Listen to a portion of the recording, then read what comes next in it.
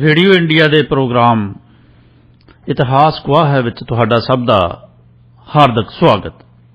मेरे यानी programme host Baldev Singh भाम वालों प्यार ते सत्कार नाल सत श्री अकाल, नमस्कार, आदाब प्रवान करो जी।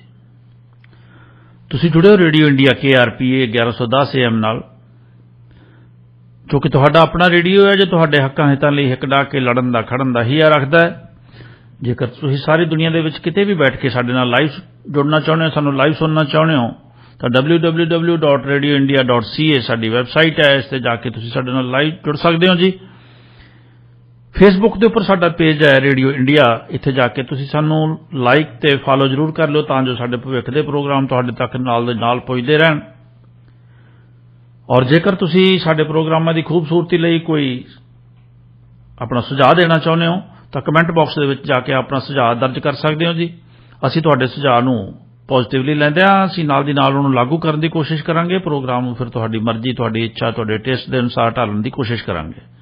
रेडियो इंडिया की एक अपनी ऐप भी है, रेडियो इंडिया 1110 करके है। ये गूगल प्ले स्टोर पर भी है, एप्पल प्ले स्टोर पर है। ये तुसीं डाउनलोड कर लोगे तो फिर तुसीं एक बटन दब के ही साडे नाल जुड़ सकते हो।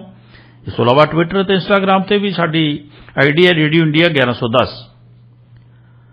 जेकर तुसी चलदे प्रोग्राम के दौरान कोई सवाल करना चाहो, वो अध तो बाद प्रोग्राम के अध तो बाद 7 बजे तो बाद तुसी इस नाल जुड़ सकोगे और तुसी अपना सवाल कर सकोगे, अपनी जानकारी, अपना तजर्बा भी साझा कर सकोगे। उसलिए साडा नंबर नोट कर लो, 604 592 91 91 604 592 9191 साडा नंबर है जी। सो आओ इतिहास गवाह है दे अज दे विषय वल वधदे हां। भगवंत मान मुख मंत्री पंजाब वालों अपने कैबिनेट सहयोगी जो डॉक्टर विजय सिंगला उन्होंने भ्रिष्टाचार के दोषों के अधीन आपकी कैबिनेट चों बाहर किया गया। उन्होंने जेल यात्रा करवाई गई।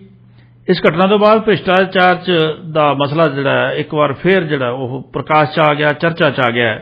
लोग इस फैसले की शलाघा कर रहे हैं तो भ्रिष्टाचार ते जिहड़े भ्रिष्टाचार विच लिप्त लोग है उन्होंने लानतां भी पै रही ने। सो भ्रिष्टाचार की है, साडे समाज विच भ्रिष्टाचार का बोलबाला क्यों है, कदों होया, सरकारी सख्ती की भ्रिष्टाचार का हल है, समाज नूं भ्रिष्टाचार मुक्त किवें कीता जा सकदा है, इस विषय ते चर्चा करने लई अज साडे नाल जुड़ चुके ने रेडियो इंडिया के डायरैक्टर ऑफ रिसर्च ते बैरिस्टर लवलीन सिंह जी गिल साहब, तुहाडा स्वागत है जी रेडियो इंडिया के प्रोग्राम इतिहास गवाह विच जी। बहुत शुक्रिया भाम साहब जी। लवलीन जी, जिस तरह तुसीं सुनिया कि भ्रिष्टाचार बड़ी एक वड्डी समस्या के रूप में साडे समाज के अगे साडे कोड के रूप में एक चुंबड़िया होया है जी, जिहदे नाल सारा सिस्टम जिहड़ा है वो जर्जरा गया है जी। असीं सब तो पहला जानना चाहांगे कि ये एड्डी खतरनाक चीज़ अक्सर है की है जी, भ्रिष्टाचार है की जी। असीं भाम साहब भ्रष्टाचार दा चर्चा समय समय ते लोकां दे विच छिड़दा रहिंदा है जां जद कोई बड़ा घोटाला सामने आउंदा है, कोई बड़ी धांधलेबाजी सामने आउंदी है तां भ्रष्टाचार, करप्शन इसनूं अनेक नामां तो जाणिया जांदा है। रिश्वतखोरी जो इसदा एक हिस्सा है। सो जे तुसीं भ्रष्टाचार दी जे परिभाषा जाननी होवे भाम साहब तां जो एक चीज़ जिस दे नाल जुड़िया है जिहड़ी बड़ी एक केंद्री चीज़ है भ्रष्टाचार दी होंद दे विच जी, वो है ताकत जी। चाहे वो पोलीटिकल ताकत होवे, चाहे वो अफसरशाही की ताकत होवे जी, चाहे वो होर भी किसी प्राइवेट सैक्टर दे विच जी। भ्रष्टाचार ताकत की वरतों या दुरवरतों दे नाल जुड़िया होया है जी।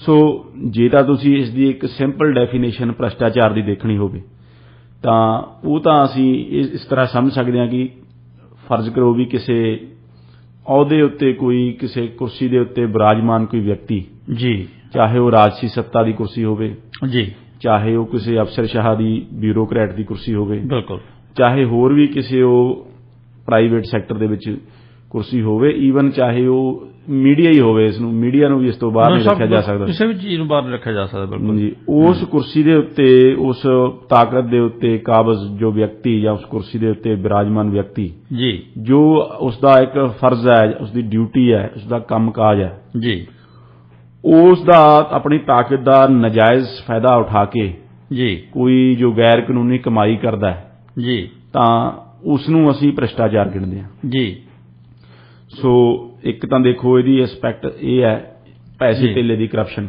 ਜੀ ਜੋ ਸਾਰੇ ਅਸੀਂ ਜਾਣਦੇ ਹਾਂ ਕਿ ਕਿਸੇ ਦਫ਼ਤਰ ਗਿਆ, ਕਿਸੇ ਨੇ ਕੋਈ ਕੰਮ ਕਰਾਉਣ ਲਈ ਕੋਈ ਪੈਸੇ ਮੰਗਿਆ। ਦੂਸਰਾ ਭਾਮ ਸਾਹਿਬ ਇੱਕ ਮੋਰਲ ਕਰਪਸ਼ਨ ਵੀ ਹੈ। ਜੀ ਕਈ ਲੋਕ ਇਹ ਦਾਅਵਾ ਕਰਦੇ ਆ ਕਿ ਅਸੀਂ ਬੜੇ ਸਾਫ਼, ਅਸੀਂ ਦਾਮਨ ਦੇ, ਪਾਕ ਪਵਿੱਤਰ ਦਾਮਨ ਦੇ ਅਸੀਂ ਵਿਅਕਤੀ ਹਾਂ, ਜੀ ਜੀ ਕਿਉਂ ਅਸੀਂ ਕਦੇ ਕਿਸੇ ਤੋਂ ਪੈਸਾ ਨਹੀਂ ਲਿਆ।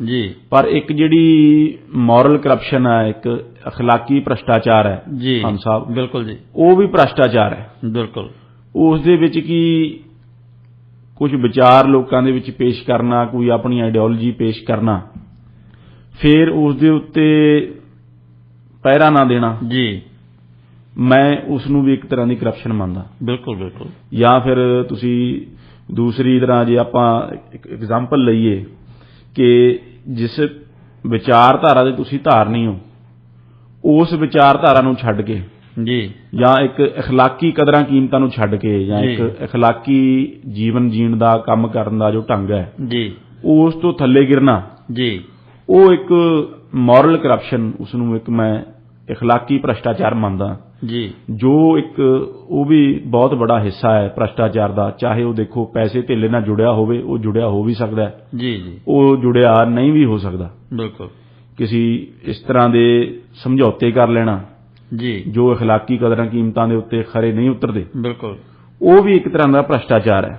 ਜੀ ਹੁਣ ਇਸ ਦੀਆਂ ਕਈ ਕਿਸਮਾਂ ਨੇ ਭਾਮ ਸਾਹਿਬ, ਜਿਵੇਂ ਇੱਕ ਤਾਂ ਸਿੱਧੀ, ਜੋ ਜਿਸ ਨੂੰ ਅਸੀਂ ਰਿਸ਼ਵਤਖੋਰੀ ਕਹਿੰਦੇ ਹਾਂ, ਜੀ ਜਿਸ ਨੂੰ ਹੋਰ ਵੀ ਜੋ ਮੁਹਾਵਰਾ ਵਰਤਿਆ ਜਾਂਦਾ ਹੈ ਕਿ ਚਾਂਦੀ ਦੀ ਜੁੱਤੀ ਮਾਰਨਾ, ਚਾਹੁੰਦੇ ਜਿਹੜੀ ਅਸੀਂ ਪੰਜਾਬੀ ਜਿਹਨੂੰ ਵੱਡੀ ਕਹਿੰਦੇ ਹੁੰਦੇ ਸੀ, ਹਾਂਜੀ ਵੱਡੀ ਵੱਡੀ ਖੋਰੀ ਹੈ। ਹਾਂਜੀ, ਉਹ ਤਾਂ ਸਿੱਧਾ ਹੀ ਆ ਕਿ ਦੇਖੋ ਵੀ ਤੁਸੀਂ ਕਿਸੇ ਦਫ਼ਤਰ ਗਏ ਜਾਂ ਕਿਸੇ ਬਾਬੂ ਕੋਲ ਗਏ, ਉਹ ਜਿਹੜਾ ਕੰਮ ਕਰਨਾ ਉਹਦੀ ਕਾਨੂੰਨੀ ਉਹਦੀ ਜ਼ਿੰਮੇਵਾਰੀ ਬਣਦੀ ਹੈ, ਉਹਦੀ ਨੈਤਿਕ ਜ਼ਿੰਮੇਵਾਰੀ ਬਣਦੀ ਹੈ, ਬਿਲਕੁਲ ਕਿਉਂਕਿ ਉਸ ਨੂੰ ਉਸ ਚੀਜ਼ ਦੀ ਤਨਖਾਹ ਮਿਲਦੀ ਹੈ। ਜੀ ਉਹ ਬੈਠਾ ਉਸ ਕੁਰਸੀ ਤੇ ਹੈ ਕੰਮ ਕਰਨ ਵਾਸਤੇ, ਲੋਕਾਂ ਦੀ ਸੇਵਾ ਕਰਨ ਵਾਸਤੇ, ਜੀ ਪਰ ਉਹ ਆਪਣਾ ਕੰਮ ਜੋ ਜਾਇਜ਼ ਕਾਨੂੰਨੀ ਢੰਗ ਨਾਲ ਕਰਨ ਦੇ ਬਜਾਏ ਜੀ ਉਹ ਪੈਸੇ ਮੰਗਦਾ ਹੈ, ਜੀ ਕੰਮ ਡਿਲੇ ਕਰਦਾ ਹੈ, ਨਹੀਂ ਤਾਂ ਵਿੱਚ ਔਕੜਾਂ ਖੜੀਆਂ ਕਰਦਾ ਹੈ, ਜੀ ਜੋ ਪਬਲਿਕ ਹੈ ਜੀ ਉਹਨੂੰ ਹਰਾਸ ਕਰਦਾ ਹੈ, ਉਹਨੂੰ ਤੰਗ ਪਰੇਸ਼ਾਨ ਕਰਦਾ ਹੈ। ਜੀ ਉਹ ਤਾਂ ਇੱਕ ਸਿੱਧੀ ਕਰਪਸ਼ਨ ਹੋਗੀ, ਜਿਹਨੂੰ ਵੱਡੀ ਖੋਰੀ ਜਾਂ ਆਪਾਂ ਰਿਸ਼ਵਤਖੋਰੀ ਜਿਸ ਨੂੰ ਕਹਿੰਦੇ ਆ। ਹੋਰ ਭਾਮ ਸਾਹਿਬ ਸਿਰਫ ਇਹ ਕੱਲੀ ਜਿਹੜੀ ਇਹ ਛੋਟੇ ਲੈਵਲ ਦੀ ਕਰਪਸ਼ਨ ਹੈ, ਜਿਹੜੀ ਸਿੱਧੀ ਬ੍ਰਾਈਬਰੀ ਜਿਸ ਨੂੰ ਆਪਾਂ ਕਹਿੰਦੇ, ਛੋਟੇ ਤੋਂ ਵੱਡੇ ਲੈਵਲ ਦੀ ਹੋ ਸਕਦੀ ਹੈ। ਇੱਕ ਹੋਰ ਜੋ ਕਰਪਸ਼ਨ ਦਾ ਇੱਕ ਢੰਗ ਤਰੀਕਾ ਹੈ, ਉਹ ਹੈ ਆਪਣੀ ਤਾਕਤ ਦਾ ਇਸਤੇਮਾਲ ਕਰਕੇ। ਜਿਸ ਤਰ੍ਹਾਂ ਮੈਂ ਤੁਹਾਨੂੰ ਕਿਹਾ ਕਿ ਜੋ ਤਾਕਤ ਹੈ ਉਹ ਇੱਕ ਕੇਂਦਰੀ ਚੀਜ਼ ਹੈ, ਜਿੱਥੇ ਤਾਕਤ ਹੈ ਕਿਸੇ ਕੋਲ ਉੱਥੇ ਹੀ ਕਰਪਸ਼ਨ ਹੈ, ਬਿਲਕੁਲ ਜਿੱਥੇ ਤਾਕਤ ਨਹੀਂ ਉੱਥੇ ਕਰਪਸ਼ਨ ਨਹੀਂ। ਜੇ ਤਾਕਤ ਨਹੀਂ ਹੈ ਤਾਂ ਕਿਸੇ ਨੂੰ ਉਹਦੀ ਲੋੜ ਨਹੀਂ ਹੈ ਜੀ, ਜਦੋਂ ਲੋੜ ਪੈਂਦੀ ਹੈ ਤਾਂ ਕਰਪਸ਼ਨ ਪੈਦਾ ਹੁੰਦੀ ਹੈ। ਜੀ ਬਿਲਕੁਲ। ਸੋ ਉਹ ਕੁਰਸੀ ਤੇ ਬੈਠਣ ਵਾਲਾ ਵਿਅਕਤੀ ਜਾਂ ਡਿਸੀਜਨ ਮੇਕਰ, ਜਿਸ ਦੇ ਵਿੱਚ ਕੋਲ ਫੈਸਲਾ ਕਰਨ ਦੇ ਜਿਸ ਕੋਲ ਅਖਤਿਆਰ ਨੇ ਜਾਂ ਤਾਕਤ ਹੈ, ਜੀ, ਉਹ ਆਪਣੀ ਕੁਰਸੀ ਦਾ ਨਜਾਇਜ਼ ਫਾਇਦਾ ਚੱਕ ਕੇ ਜੀ ਕਿਸੇ ਨੂੰ ਗੈਰ ਕਾਨੂੰਨੀ ਲਾਭ ਪਹੁੰਚਾਉਂਦਾ ਹੈ, ਜੀ, ਜਾਂ ਕਿਸੇ ਦਾ ਗੈਰ ਕਾਨੂੰਨੀ ਨੁਕਸਾਨ ਕਰਦਾ ਹੈ ਜਾਂ ਨੁਕਸਾਨ ਕਰਨ ਦੀ ਧਮਕੀ ਦਿੰਦਾ ਹੈ, ਜੀ, ਉਹ ਵੀ ਇੱਕ ਕਰਪਸ਼ਨ ਹੈ ਭਾਮ ਸਾਹਿਬ। ਬਿਲਕੁਲ ਬਿਲਕੁਲ। ਉਹ ਵੱਡੇ ਲੈਵਲਾਂ ਤੇ ਹੁੰਦੀ ਹੈ। ਜਿਸ ਤਰ੍ਹਾਂ ਹੁਣ ਤੁਸੀਂ ਦੇਖੋ ਕਿ ਡਾਕਟਰ ਵਿਜੇ ਸਿੰਗਲਾ ਦਾ ਤੁਸੀਂ ਜ਼ਿਕਰ ਕੀਤਾ, ਉਹਨਾਂ ਨੇ ਇੱਕ ਤਾਂ ਆਪਣੀ ਕੁਰਸੀ ਜੋ ਸੀ ਉਹਨਾਂ ਦੀ ਹੈਲਥ ਮਿਨਿਸਟਰ ਦੀ, ਜੀ, ਬੜੀ ਜ਼ਿੰਮੇਵਾਰੀ ਤੇ ਬੜੀ ਤਾਕਤ ਦੀ ਜੋ ਪੋਸਟ ਸੀ, ਜੀ, ਉਸ ਦਾ ਨਜਾਇਜ਼ ਫਾਇਦਾ ਉਠਾਉਂਦਿਆਂ ਹੋਇਆਂ ਇੱਕ ਨਜਾਇਜ਼ ਮੰਗ ਕੀਤੀ ਅਫਸਰਾਂ ਦੇ ਕੋਲੋਂ, ਜੀ, ਪੈਸੇ ਦੀ, ਕਮਿਸ਼ਨ ਦੀ, ਠੇਕੇ ਦੇਣ ਦੇ ਬਜਾਏ। ਕਿਉਂਕਿ ਜੋ ਠੇਕੇ ਦੇਣੇ ਨੇ, ਟੈਂਡਰ ਦੇਣੇ ਨੇ, ਉਹਨਾਂ ਨੂੰ ਸੈਂਕਸ਼ਨ ਕਰਨ ਦੀ ਪਾਵਰ ਉਹਨਾਂ ਕੋਲ ਸੀ, ਜੀ, ਇਸ ਲਈ ਉਹਨਾਂ ਨੇ ਆਪਣੀ ਉਸ ਤਾਕਤ ਦਾ ਕਥਿਤ ਤੌਰ ਤੇ ਸਾਰਾ ਕੁਝ, ਹਜੇ ਕਿਉਂਕਿ ਪ੍ਰੂਫ ਤਾਂ ਕੁਝ ਨਹੀਂ ਹੋਇਆ, ਕਥਿਤ ਤੌਰ ਉੱਤੇ ਉਸ ਤਾਕਤ ਦਾ ਨਜਾਇਜ਼ ਫਾਇਦਾ ਉਠਾਉਣਾ ਚਾਹਿਆ ਅਤੇ ਆਪਣੇ ਆਪ ਨੂੰ ਐਨਰਿਚ ਯਾਨੀ ਆਪਣੇ ਆਪ ਨੂੰ ਅਮੀਰ ਕਰਨਾ ਚਾਹਿਆ, ਉਹ ਗੈਰ ਕਾਨੂੰਨੀ ਢੰਗ ਤਰੀਕੇ ਨਾਲ, ਜੀ। ਇਹ ਵੀ ਇੱਕ ਕਰਪਸ਼ਨ ਹੈ, ਜੀ। ਸੋ ਤੀਜੀ ਗੱਲ ਹੈ ਭਾਮ ਸਾਹਿਬ ਕਿ ਜਦ ਇਹ ਕਰਪਸ਼ਨ ਹੈ, ਇਹ ਤਾਂ ਆਪਾਂ ਐਜ਼ ਮਤਲਬ ਜ਼ਾਤੀ ਤੌਰ ਤੇ ਦੇਖਦੇ ਹਾਂ, ਜਦ ਕਰਪਸ਼ਨ ਇੱਕ ਵਿਕਰਾਲ ਰੂਪ ਅਖਤਿਆਰ ਕਰ ਲੈਂਦੀ ਹੈ, ਜੀ, ਉਹ ਸਾਰਾ ਜੋ ਸਿਸਟਮ ਹੈ ਉਸ ਦੇ ਵਿੱਚ ਇਨਵੋਲਵ ਹੋ ਜਾਂਦਾ ਹੈ, ਉਸ ਦੇ ਵਿੱਚ ਮੁਲਵਸ ਹੋ ਜਾਂਦਾ ਹੈ, ਤਾਂ ਉਸ ਨੂੰ ਅਸੀਂ ਸਿਸਟਮੈਟਿਕ ਕਰਪਸ਼ਨ ਦਾ ਨਾਮ ਦਿੰਦੇ ਹਾਂ। ਜਿੱਥੇ ਇੱਕ ਕਈ ਵਾਰ ਕਰਪਸ਼ਨ ਦਾ ਕਲਚਰ ਪੈਦਾ ਹੋ ਜਾਂਦਾ ਹੈ ਜੀ। ਜਿੱਥੇ ਆਪਾਂ ਕਹਿੰਦੇ ਆ ਕਿ ਜਿਵੇਂ ਕੇਜਰੀਵਾਲ ਸਾਹਿਬ ਕਹਿੰਦਾ ਬਹੁਤ ਕਥਨ ਇੱਕ ਮਸ਼ਹੂਰ ਹੁੰਦਾ ਸੀ, ਉਹ ਚੁਟਕਲੇ ਵੀ ਲੋਕਾਂ ਨੇ ਬਣਾਏ ਕਿ ਸਭ ਕੇ ਸਭ ਚੋਰ ਹੈ। ਕਿ ਉਹ ਕਹਿੰਦੇ ਸੀ ਵੀ ਜੋ ਥੱਲੇ ਤੋਂ ਲੈ ਕੇ ਉੱਪਰ ਤੱਕ ਹੈ ਸਾਰੇ ਚੋਰ ਹੈ ਜੀ। ਸੋ ਉਹਨੂੰ ਅਸੀਂ ਸਿਸਟਮੈਟਿਕ ਕਰਪਸ਼ਨ ਕਹਿੰਦੇ ਆ।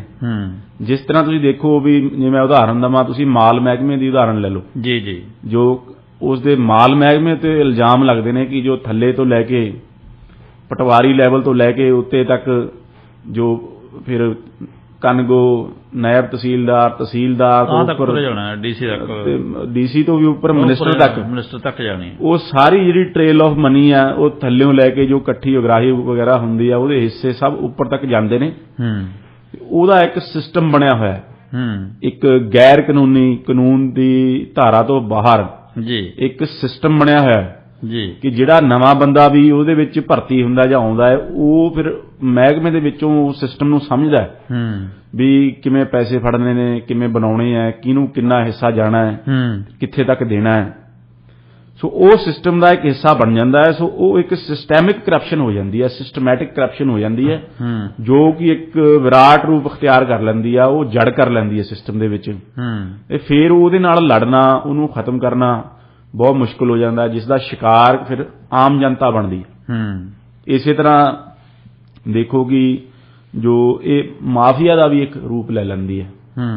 ਜਿਸ ਤਰ੍ਹਾਂ ਤੁਸੀਂ ਦੇਖੋ ਕਿ ਪੁਲਿਸ ਮਹਿਕਮੇ ਦੇ ਉੱਤੇ ਵੀ ਇਹ ਇਲਜ਼ਾਮ ਲੱਗਦੇ ਰਹੇ ਆ ਕਿ ਜੋ ਡਰੱਗ ਦਾ ਟ੍ਰੇਡ ਹੈ, ਡਰੱਗ ਦੇ ਟ੍ਰੇਡ ਦੇ ਵਿੱਚ ਈਵਨ ਰਿਪੋਰਟਸ ਵੀ ਆਈਆਂ, ਹਾਈ ਕੋਰਟ ਦੇ ਵਿੱਚ ਸਬਮਿਟ ਹੋਈਆਂ, ਪੁਲਿਸ ਅਧਿਕਾਰੀਆਂ ਵੱਲੋਂ ਹੀ ਉਹ ਰਿਪੋਰਟਸ ਬਣਾਈਆਂ ਗਈਆਂ।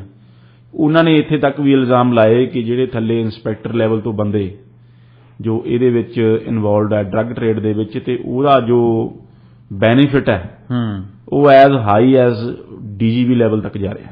ਈਵਨ ਪੰਜਾਬ ਪੁਲਿਸ ਦੇ ਡੀਜੀਪੀ ਦੇ ਉੱਤੇ ਪੰਜਾਬ ਪੁਲਿਸ ਦੇ ਹੀ ਅਫਸਰਾਂ ਨੇ ਜੋ ਰਿਪੋਰਟ ਬਣਾਈ ਉਸ ਦੇ ਵਿੱਚ ਇਲਜ਼ਾਮ ਲੱਗੇ।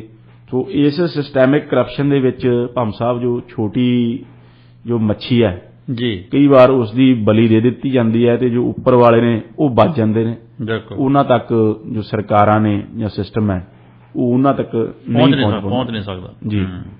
ਸੋ ਇਸੇ ਤਰ੍ਹਾਂ ਇਹ ਜੋ ਕਰਪਸ਼ਨ ਹੈ ਇਸ ਦਾ ਬੋਲਬਾਲਾ ਸਿਸਟਮ ਦੇ ਵਿੱਚ, ਸਮਾਜ ਦੇ ਵਿੱਚ ਫੈਲ ਜਾਂਦਾ ਹੈ। ਇਹ ਇੱਕ ਕਲਚਰ ਬਣ ਜਾਂਦੀ ਹੈ, ਸੱਭਿਆਚਾਰ ਦਾ ਹਿੱਸਾ ਬਣ ਜਾਂਦੀ ਹੈ। ਲੋਕ ਇਸ ਨੂੰ ਅਸੈਪਟ ਕਰਨ ਲੱਗ ਜਾਂਦੇ ਨੇ, ਲੋਕ ਇਸ ਨੂੰ ਸਵੀਕਾਰ ਕਰਨ ਲੱਗ ਜਾਂਦੇ ਨੇ ਵੀ ਹਾਂ ਇਹ ਤਾਂ ਹੋਊਗਾ ਹੀ ਜੀ ਜੀ, ਇਹ ਤਾਂ ਦੇਣਾ ਹੀ ਪਊ, ਇਹਨਾਂ ਦਾ ਕਰਨਾ ਹੀ ਪਊ। ਬਿਲਕੁਲ ਬਿਲਕੁਲ। ਗਿੱਲ ਸਾਹਿਬ, ਇੱਕ ਆਮ ਹੀ ਸਾਡੇ ਨਾ ਪੰਜਾਬੀ ਜਿਹੜਾ ਸੱਭਿਆਚਾਰ ਹੈ ਸਾਡਾ, ਉਹਦੇ ਵਿੱਚ ਇੱਕ ਇਹ ਵੀ ਗੱਲ ਫਿੱਟ ਸੀਗੀ, ਜਦੋਂ ਕੋਈ ਕੁੜੀ ਦਾ ਰਿਸ਼ਤਾ ਕਰਨ ਵਾਸਤੇ ਜਾਂਦੇ ਨਾ, ਹਾਂਜੀ, ਤੇ ਉਹ ਪੁੱਛਦੇ ਵੀ ਮੁੰਡਾ ਕੀ ਕਮਾਉਂਦਾ ਹੈ, ਹਾਂਜੀ, ਤੇ ਜਦੋਂ ਘਰ ਦੇ ਬੜੇ ਹੁੱਬ ਕੇ ਦੱਸਦੇ ਆ ਵੀ ਇਹਦੀ ਬੜੀ ਵਧੀਆ ਜੌਬ ਹੈ ਤੇ ਇਹ ਤਾਂ 50,000 ਰੁਪਏ ਤੇ ਤਨਖਾਹ ਹੀ ਹੈ, ਹਾਂਜੀ, ਉਹਨੇ ਛੱਡੋ ਜੀ, ਤੁਸੀਂ ਦੱਸੋ ਵੀ ਉੱਪਰੋਂ ਕੀ ਕਮਾਈ ਹੈ ਹਨਾ। ਉੱਪਰੋਂ ਜਿਹੜੀ ਕਮਾਈ ਹੈ ਉਹਨੂੰ ਮਤਲਬ ਕਿ ਮਹੱਤਤਾ ਦਿੱਤੀ ਜਾਂਦੀ ਹੈ, ਉਹਨੂੰ ਸਹੀ ਮਾਇਨੇ 'ਚ ਕਮਾਈ ਗਿਣਦੇ ਹੈ। ਜਿਹੜੀ ਮਿਹਨਤ ਨਾਲ ਕੀਤੀ 50,000 ਰੁਪਏ ਦੀ ਜਿਹੜੀ ਉਹਦੀ ਤਨਖਾਹ ਹੈ ਉਹਨੂੰ ਕਮਾਈ 'ਚ ਨਹੀਂ ਗਿਣਿਆ ਜਾਂਦਾ ਜੀ ਭੰਮ ਸਾਹਿਬ ਹਨਾ। ਇਹ ਸਾਡੇ ਮਤਲਬ ਕਿ ਸੱਭਿਆਚਾਰ ਦਾ, ਸਾਡੀ ਸੋਚ ਦਾ ਇੱਕ ਹਿੱਸਾ ਬਣ ਗਈ ਜਿਹੜੀ ਕਰਪਸ਼ਨ ਹੈ ਜੀ। ਤੇ ਇਸੇ ਕਰਕੇ ਹੀ ਜੇ ਮੈਂ ਇਸ ਤੋਂ ਅੱਗੇ ਤੁਹਾਨੂੰ ਜਾਣਨਾ ਚਾਹੂੰਗਾ, ਤੁਸੀਂ ਪਹਿਲੇ ਇਸ ਤੇ ਮੈਂ ਤੁਹਾਡਾ ਕਮੈਂਟ ਜ਼ਰੂਰ ਚਾਹੂੰਗਾ ਜੀ ਭੰਮ ਸਾਹਿਬ। ਇਹੀ ਜਿਹੜੀ ਅਸੀਂ ਗੱਲ ਕੀਤੀ ਕਿ ਜਦ ਇੱਕ ਉਹ ਸਿਸਟਮ ਦੇ ਵਿੱਚ ਕਰਪਸ਼ਨ ਐਂਟਰ ਕਰ ਜਾਂਦੀ ਹੈ ਜੀ, ਤਾਂ ਫਿਰ ਉਹ ਸੋਚਾਂ ਦਾ ਹਿੱਸਾ ਬਣ ਜਾਂਦੀ ਹੈ ਜੀ। ਸੋ ਕਰਪਸ਼ਨ ਇਸ ਹੱਦ ਤੱਕ ਜਾ ਚੁੱਕੀ ਹੈ ਕਿ ਉਹ ਇੱਕ ਜਿਉਣ ਦਾ, ਇੱਕ ਜੀਵਨ ਦਾ ਇੱਕ ਢੰਗ ਬਣ ਚੁੱਕੀ ਹੈ, ਜੀਵਨ ਦਾ ਢੰਗ ਬਣ ਚੁੱਕੀ ਹੈ। ਬਿਲਕੁਲ। ਤੇ ਉਹ ਬੜੀ ਨਾਰਮਲ ਹੈ। ਉਹ ਦੇਖੋ ਕਿ ਜੇ ਤਾਂ ਕੋਈ ਜੋ ਕਰਪਟ ਇਨਸਾਨ ਹੈ ਜੀ ਜਾਂ ਜੋ ਕਰਪਟ ਸ਼ਖਸ ਹੈ ਉਸ ਨੂੰ ਐਜ਼ ਅ ਲੋਕ ਵਾਈਟ ਕਾਲਰ ਕ੍ਰਿਮੀਨਲ ਨਹੀਂ ਦੇਖਦੇ। ਜੇ ਮੈਂ ਤੁਹਾਨੂੰ ਲੀਗਲੀ ਆਪਾਂ ਗੱਲ ਕਰੀਏ, ਜੋ ਬੰਦਾ ਕਰਪਸ਼ਨ ਦੇ ਵਿੱਚ ਫੜਿਆ ਜਾਂਦਾ ਹੈ ਜੀ, he is a white collar criminal ਜੀ ਜੀ। ਉਹਦੇ ਤੇ ਪ੍ਰੀਵੈਂਸ਼ਨ ਆਫ ਕਰਪਸ਼ਨ ਐਕਟ ਹੈ, ਹੋਰ ਕਾਨੂੰਨ ਦੀਆਂ ਕਈ ਧਾਰਾਵਾਂ ਨੇ, ਉਹਨੂੰ ਜੇਲ੍ਹ ਯਾਤਰਾ ਕਰਨੀ ਪੈਂਦੀ ਹੈ। ਪਰ ਸਮਾਜ ਜੋ ਸਾਡਾ ਅਖਲਾਕੀ ਤੌਰ ਤੇ ਇੰਨਾ ਪਤਨ ਹੋ ਚੁੱਕਿਆ ਹੈ ਉਸਦਾ ਜੀ ਕਿ ਉਸ ਮਨੁੱਖ ਨੂੰ ਜਿਹੜਾ ਆਪਣੇ ਅਹੁਦੇ ਦੀ ਗਲਤ ਵਰਤੋਂ ਕਰਕੇ ਕਿਸੇ ਤੋਂ ਆਪਣੇ ਅਸੂਲਾਂ ਨੂੰ, ਅਖਲਾਕ ਨੂੰ ਛਿੱਕੇ ਟੰਗ ਕੇ ਜੀ ਪੈਸੇ ਬਣਾਉਣ ਦੀ ਕੋਸ਼ਿਸ਼ ਦੇ ਵਿੱਚ ਜੇਲ੍ਹ ਯਾਤਰਾ ਵੀ ਕਰਦਾ ਹੈ ਜੀ, ਉਸ ਨੂੰ ਕੋਈ ਮਾੜੀ ਨਿਗਾਹ ਨਾਲ ਨਹੀਂ ਦੇਖਿਆ ਜਾਂਦਾ, ਉਸ ਨੂੰ ਫਿਰ ਵੀ ਸਮਾਜ ਦੇ ਵਿੱਚ ਉਸ ਨੂੰ ਅਸੈਪਟ ਕੀਤਾ ਜਾਂਦਾ ਹੈ ਬਾਅਦ ਦੇ ਵਿੱਚ ਵੀ।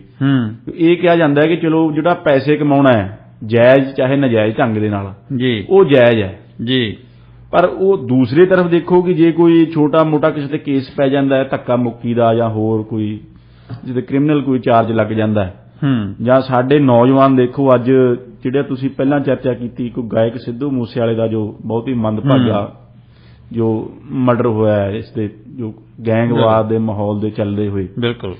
ਸੋ ਜੋ ਨੌਜਵਾਨ ਦੇਖੋ ਉਧਰ ਫਸ ਜਾਂਦਾ ਹੈ, ਕੋਈ ਛੋਟਾ ਮੋਟਾ ਗਲਤ ਕਰਾਹੇ ਪੈ ਜਾਂਦਾ ਹੈ, ਉਸ ਦੇ ਮੱਥੇ ਦੇ ਉੱਤੇ ਜਦੇ ਦੇਖੋ ਜੋ ਮੀਡੀਆ ਹੈ ਜਾਂ ਸਮਾਜ ਹੈ ਉਹ ਗੈਂਗਸਟਰ ਦੀ ਤਖਤੀ ਲਾ ਦਿੰਦਾ ਹੈ ਜੀ, ਉਸ ਤੇ ਗੈਂਗਸਟਰ ਦਾ ਤਗਮਾ ਉਸ ਨੂੰ ਦੇ ਕੇ ਉਸ ਦੀ ਜ਼ਿੰਦਗੀ ਬਰਬਾਦ ਕਰ ਦਿੰਦੇ ਆ। ਬਿਲਕੁਲ। ਪਰ ਜੋ ਵਾਈਟ ਕਾਲਰ ਕ੍ਰਿਮੀਨਲ ਹੈ, ਜੋ ਭ੍ਰਸ਼ਟਾਚਾਰੀ ਹੈ, ਜੋ ਰਿਸ਼ਵਤਖੋਰ ਹੈ, ਜੋ ਇਸ ਸਮਾਜ ਨੂੰ ਅੰਦਰੋਂ ਅੰਦਰੀ ਇੱਕ ਘੁਣ ਵਾਂਗੂ ਖਾ ਰਹੇ ਹੈ, ਇੱਕ ਸਿਉਂਕ ਦੇ ਵਾਂਗੂ ਦੀਮਕ ਦੇ ਵਾਂਗੂ ਸਮਾਜ ਨੂੰ ਖੋਖਲਾ ਕਰ ਰਿਹਾ ਹੈ, ਉਹਨੇ ਖਤਰਨਾਕ ਉਹ ਨੇ ਨਹੀਂ ਉਦੋਂ ਜ਼ਿਆਦਾ ਖਤਰਨਾਕ ਨੇ ਜੀ। ਉਹਨੂੰ ਸਾਡਾ ਸਮਾਜ ਕ੍ਰਿਮੀਨਲ ਹੀ ਨਹੀਂ ਮੰਨਦਾ।